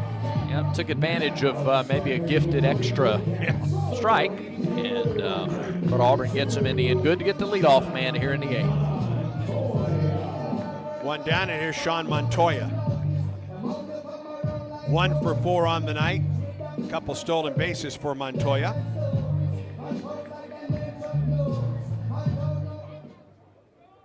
He bats with 1 out, nobody on. The pitch to him. Ground ball to the second baseman, Snow. 2 hops, throws the first in time for the out. Gosh, he's fast. That was a routine ground ball. A little slower, but a routine ground ball. He only beat him by a step. 2 outs, and here is Luke Lawrence. Doubled and scored in the 3rd. He's grounded out twice and lined out tonight on a fine play by Bub Terrell and left. Auburn trails 7-6. Top of the order up for Auburn in the top of the 9th. 2 outs and nobody on. Pitch to Lawrence. He missed a little bit low.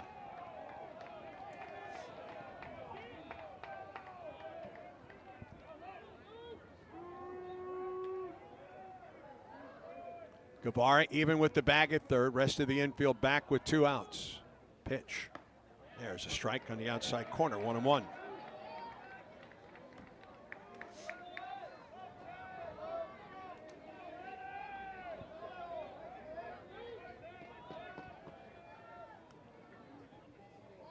Parker Carlson off the line. Here is the 1-1.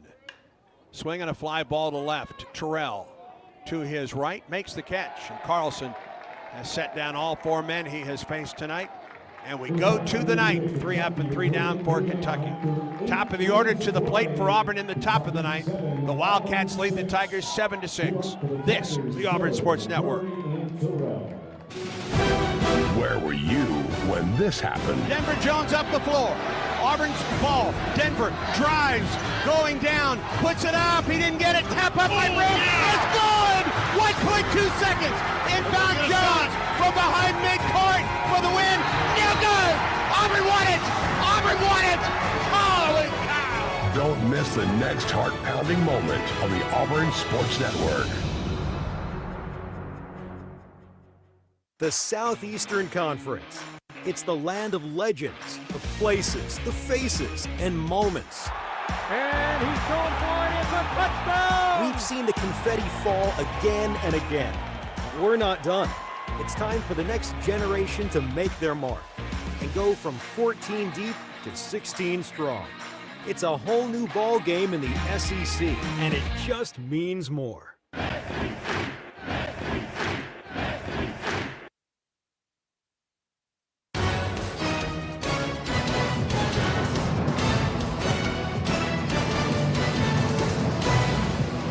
Auburn to pick up its 3rd conference win. The Tigers will have to come from behind yet again tonight. Tigers trail 7-6 as we go to the 9th. Simon Gregerson on for his 2nd inning of work. And he will get the top of the Auburn order. Snow, McMurray, and Terrell. Kentucky has out-hit Auburn tonight 13-6. It's been an errorless game thus far. Snow to the plate for Auburn. Hit by a pitch and scored in the first. Grounded to short in the second. Walked in the 4th and doubled home 2 runs in the gap in left center in the 6th. Gregerson off the line in the pitch. Snow takes a strike on the inside corner.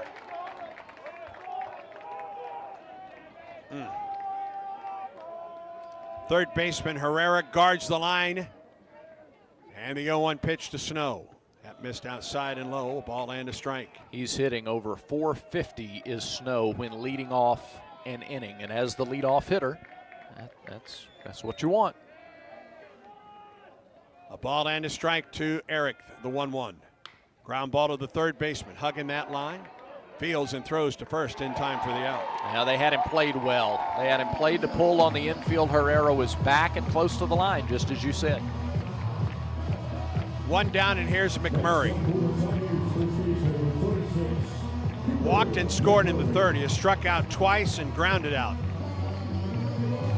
Tigers need a base runner, trailing 7-6 with 1 out in the 9th. Shift is on. Only 1 man on the left side of the infield. That's the third baseman, Herrera. Wind and the pitch. McMurray takes it off the outside corner for ball 1. That pitch has been a strike tonight for Kentucky.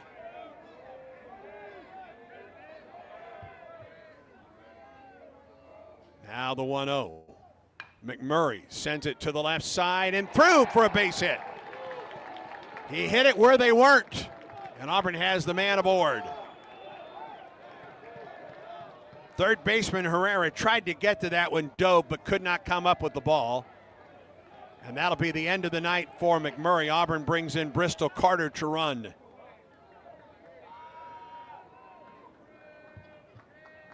Now stepping to the plate, left fielder number 19, Bob Terrell. And here's Bob Terrell.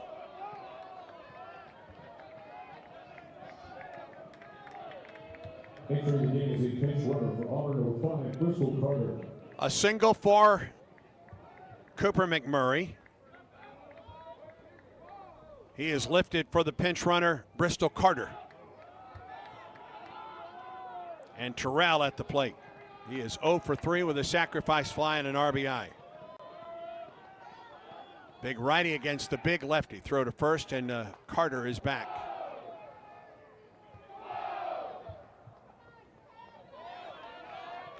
Activity in the bullpen for Kentucky.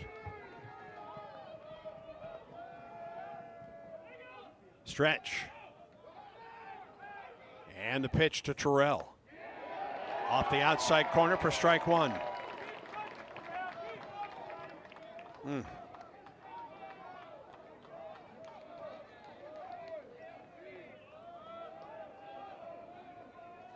Niall Adcock is the man warming up in the pen for Kentucky, the 0-1.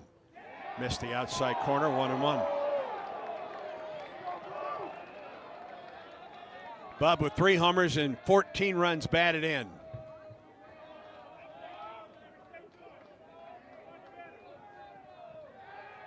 Throw to first, and Carter is back.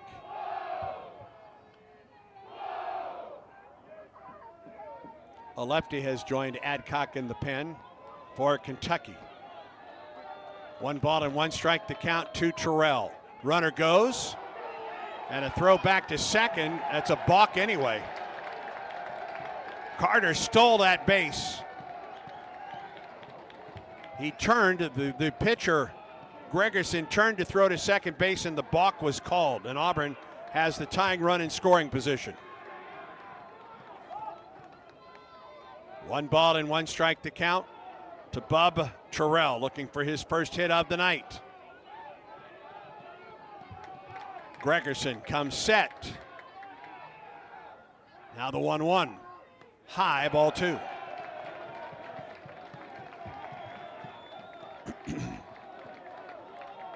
Chase Fralick on deck for Auburn. A runner at second base. We're in the top of the 9th. Tigers trail 7-6 with 1 out.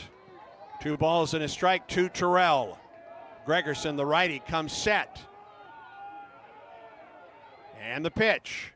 Swinging a topper back to the pitcher. Gregerson to first for the out. 2 down. Hit it up the end of the bat.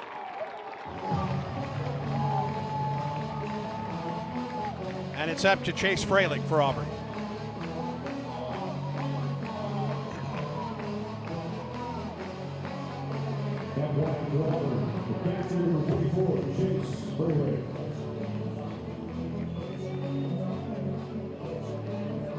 On the night, Fralick singled in the first, a bunt single. He walked in the third, struck out swinging in both the 5th and the 7th. Bristol Carter at second base.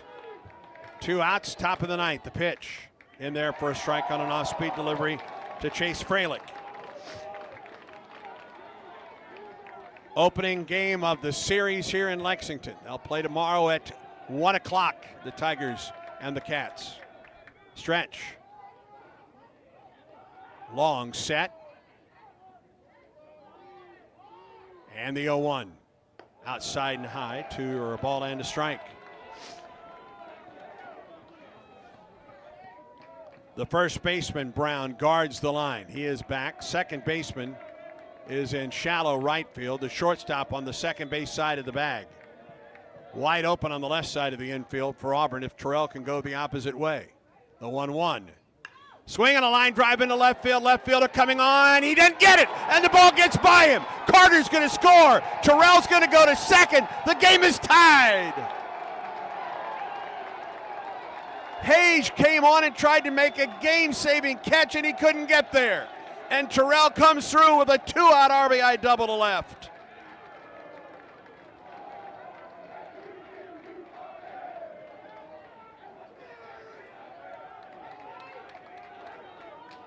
And it gives Ike Irish a chance to bat, and Auburn will go to its bench.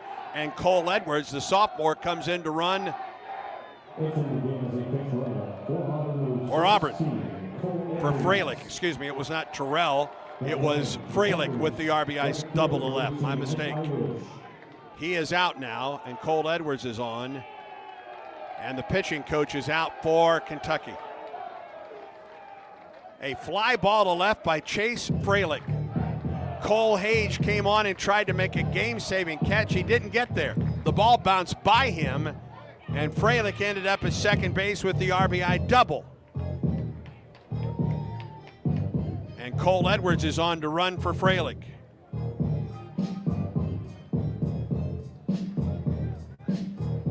And that means Auburn will have a new catcher in the bottom of the 9th.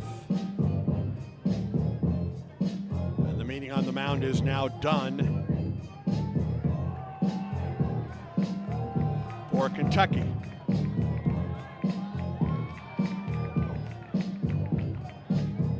So Edwards now the go-ahead run for Auburn. And Ike Irish at the plate. Ike has struck out twice, been hit by a pitch, and singled. We're tied at 7 in the top of the 9th. The stretch and the pitch. Irish pops it up on the first pitch on the infield. Shortstop underneath this one. Makes the, oh, he dropped it! And the Red scores! Bell dropped it on the edge of the green artificial turf. And Edwards, running with 2 outs, scored in the play. And Auburn leads 8-7, the first error of the night by either team. How about that? And now Irish at first base with 2 outs. And here's Lucas Steele. And Auburn calls a time, and Steele will talk with Gabe Gross along with Derek Fabian. Kentucky should have been out of the inning. I don't know if the wind got it just a little bit, but as the shortstop Bell got underneath it, he was up on what would be the edge of the infield grass, and it looked like it just bounced off of his heel, and Edwards, with 2 outs, scored from second on the play. And Auburn has scored twice here in the 9th to take the lead, 8-7.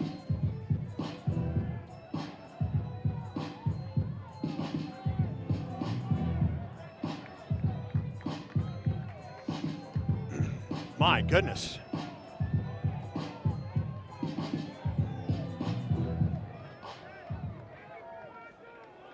Here is Steele, who scored twice on the night, including a home run in the second inning. The pitch drops in for strike 1.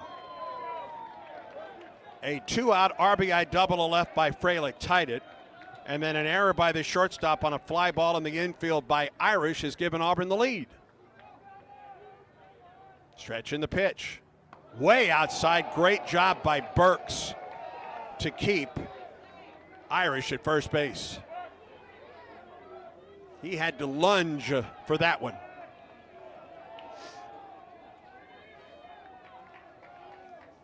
The stretch by Gregerson. Long set, the pitch. Strike call on the outside corner, took something off of that one to Steele. Now ball and 2 strikes. Auburn has scored 2 2-out runs, a double by Fralick to tie it, and an error on the shortstop by Kentucky giving Auburn the lead. The pitch. Steele takes it just a bit high, and Irish steals second base. Ike's 3rd stolen base of the year.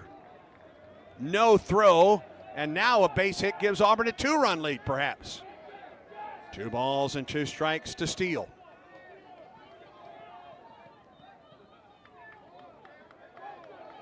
Gregerson comes set. The pitch on the way. Steele drives one deep to right, but foul. His home run in the second, the lead off that inning, was deep to right on a ball on a night where the ball really isn't carrying to right, but it sailed into the bullpen. First baseman guards the line. 2 outs, 2-2 pitch. 2 Steele from Gregerson. On the way. Steele lines one foul past first. Has hit the ball hard twice, pulling each time foul down the first base line.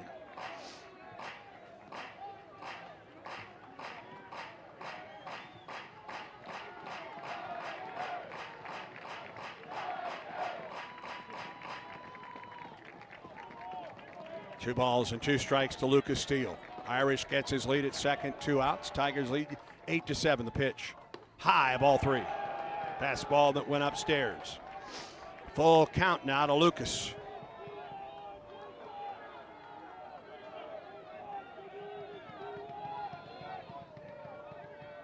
Gregerson comes set. Here's the pitch.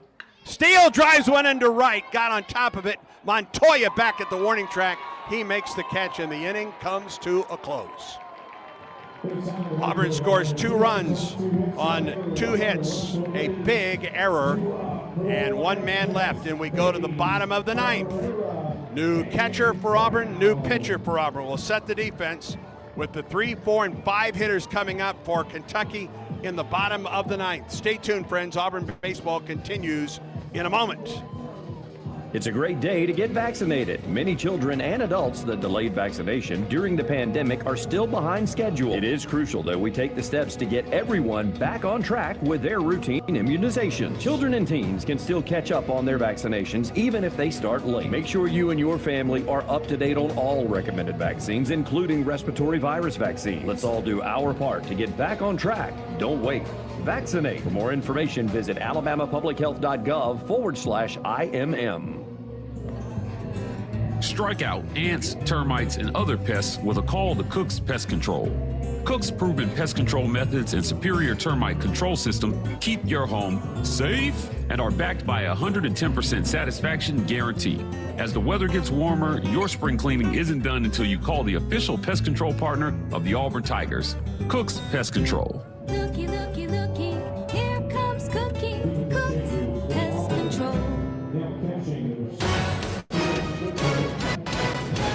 Back to Lexington for more Auburn baseball against Kentucky. Auburn 8, Kentucky 7. We go to the bottom of the 9th. 3, 4, and 5 hitters for Kentucky. And they will face Auburn sophomore right-hander Ryan Hetzler. 5'11", 176 pounds from Corona, California. Transferred to Auburn from Cal Baptist. And he comes on to try and nail this one down tonight. Hetzler, no record in ERA of 0s. This will be his 7th appearance with a save. 6 innings for Hetzler. A run, it was unearned on a hit. 8 strikeouts, no walks, no homers, and opponents hitting .053 against Hetzler. The new catcher replacing Fralick in the lineup is Cale Strickland. So a new battery of Hetzler on the hill and Strickland at the plate for Auburn. Great job by Parker Carlson to set all of this up for Auburn. He went an inning and a third, gave up no runs on no hits. First pitch to Hayes, a strike from Hetzler. Hayes has singled home a run and struck out 3 times tonight. Herrera and Brown to Tafato in the 9th. Here's the pitch. It missed outside, a ball and a strike to Hayes. Auburn 8, Kentucky 7. A ball and a strike to Hayes. Leads Kentucky with 6 home runs, the 1-1. Missed low and away, 2-1.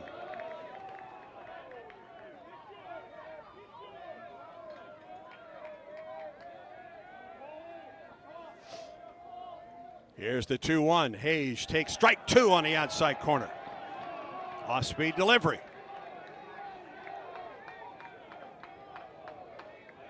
Game that's 3 hours and 15 minutes old. 2-2 pitch to Hayes. Swing on a fly ball into right. Right fielder is on for Auburn. 1 out. Ball was not hit hard. Irish with the catch in right. 1 down here in the 9th. And here is Patrick Herrera. Singled and scored in the 2nd. Singled and scored in the 7th. Has also grounded out to first and struck out looking.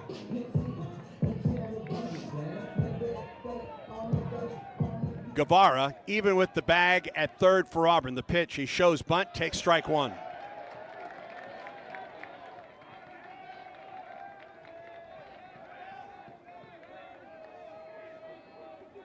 The 0-1 pitch. It missed low and away. A ball and a strike to Hetzler. 8 runs on 8 hits for Auburn. No errors, 7 men left on. 7 runs, 13 hits, an error for Kentucky. As that one misses low, 2 balls and a strike to Herrera. 1 out. We're in the bottom of the 9th with the Tigers leading 8-7. Each team has stranded 7 runners tonight. Stretch, pitch, foul back, and he had a big cut at that one. 2 balls and 2 strikes to Herrera. They don't get cheated with their swings. 2 balls and 2 strikes as Hetzler looks over the top of his glove and gets the sign. Winds and fires. Got him swinging. Went down and away. 2 outs in the ninth.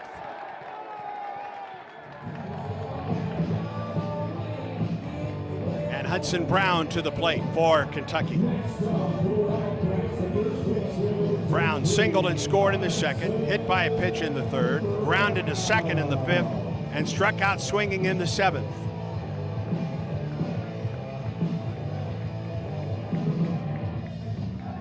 Eight strikeouts tonight for Auburn pitching. 2 down, nobody on for Kentucky in the ninth. Winding the pitch. Strike caught on the outside corner of the left-handed hitting Hudson Brown. Auburn 8, Kentucky 7. Hetzler, the wind and the pitch. Missed inside. A ball and a strike. He has opened each at bat with the same sequence. Strike 1, ball 1. He got Hayes to fly to right, struck out Herrera. Now ball and a strike to Brown. Here's the wind and the pitch. Brown chops it to the first base side. Terrell takes it to the bag, and Auburn wins it. The Tigers scored 2 runs with 2 outs in the top of the ninth, and Auburn wins on opening night at Kentucky. Auburn 8, Kentucky 7. Stay tuned. The Regions Bank postgame show is next, and this is the Auburn Sports Network. When the game is on the line, you want someone you can count on. At Alabama Power, we believe in consistency and having each other's back. It's our game plan to safely deliver the electricity you depend on. We give 100% to achieve 99.9% reliability. Learn how we power a better Alabama at alabamapower.com/reliable. Alabama Power is a proud supporter of the Auburn Tigers. Sound good. Hold on. Give me again. Here's a clip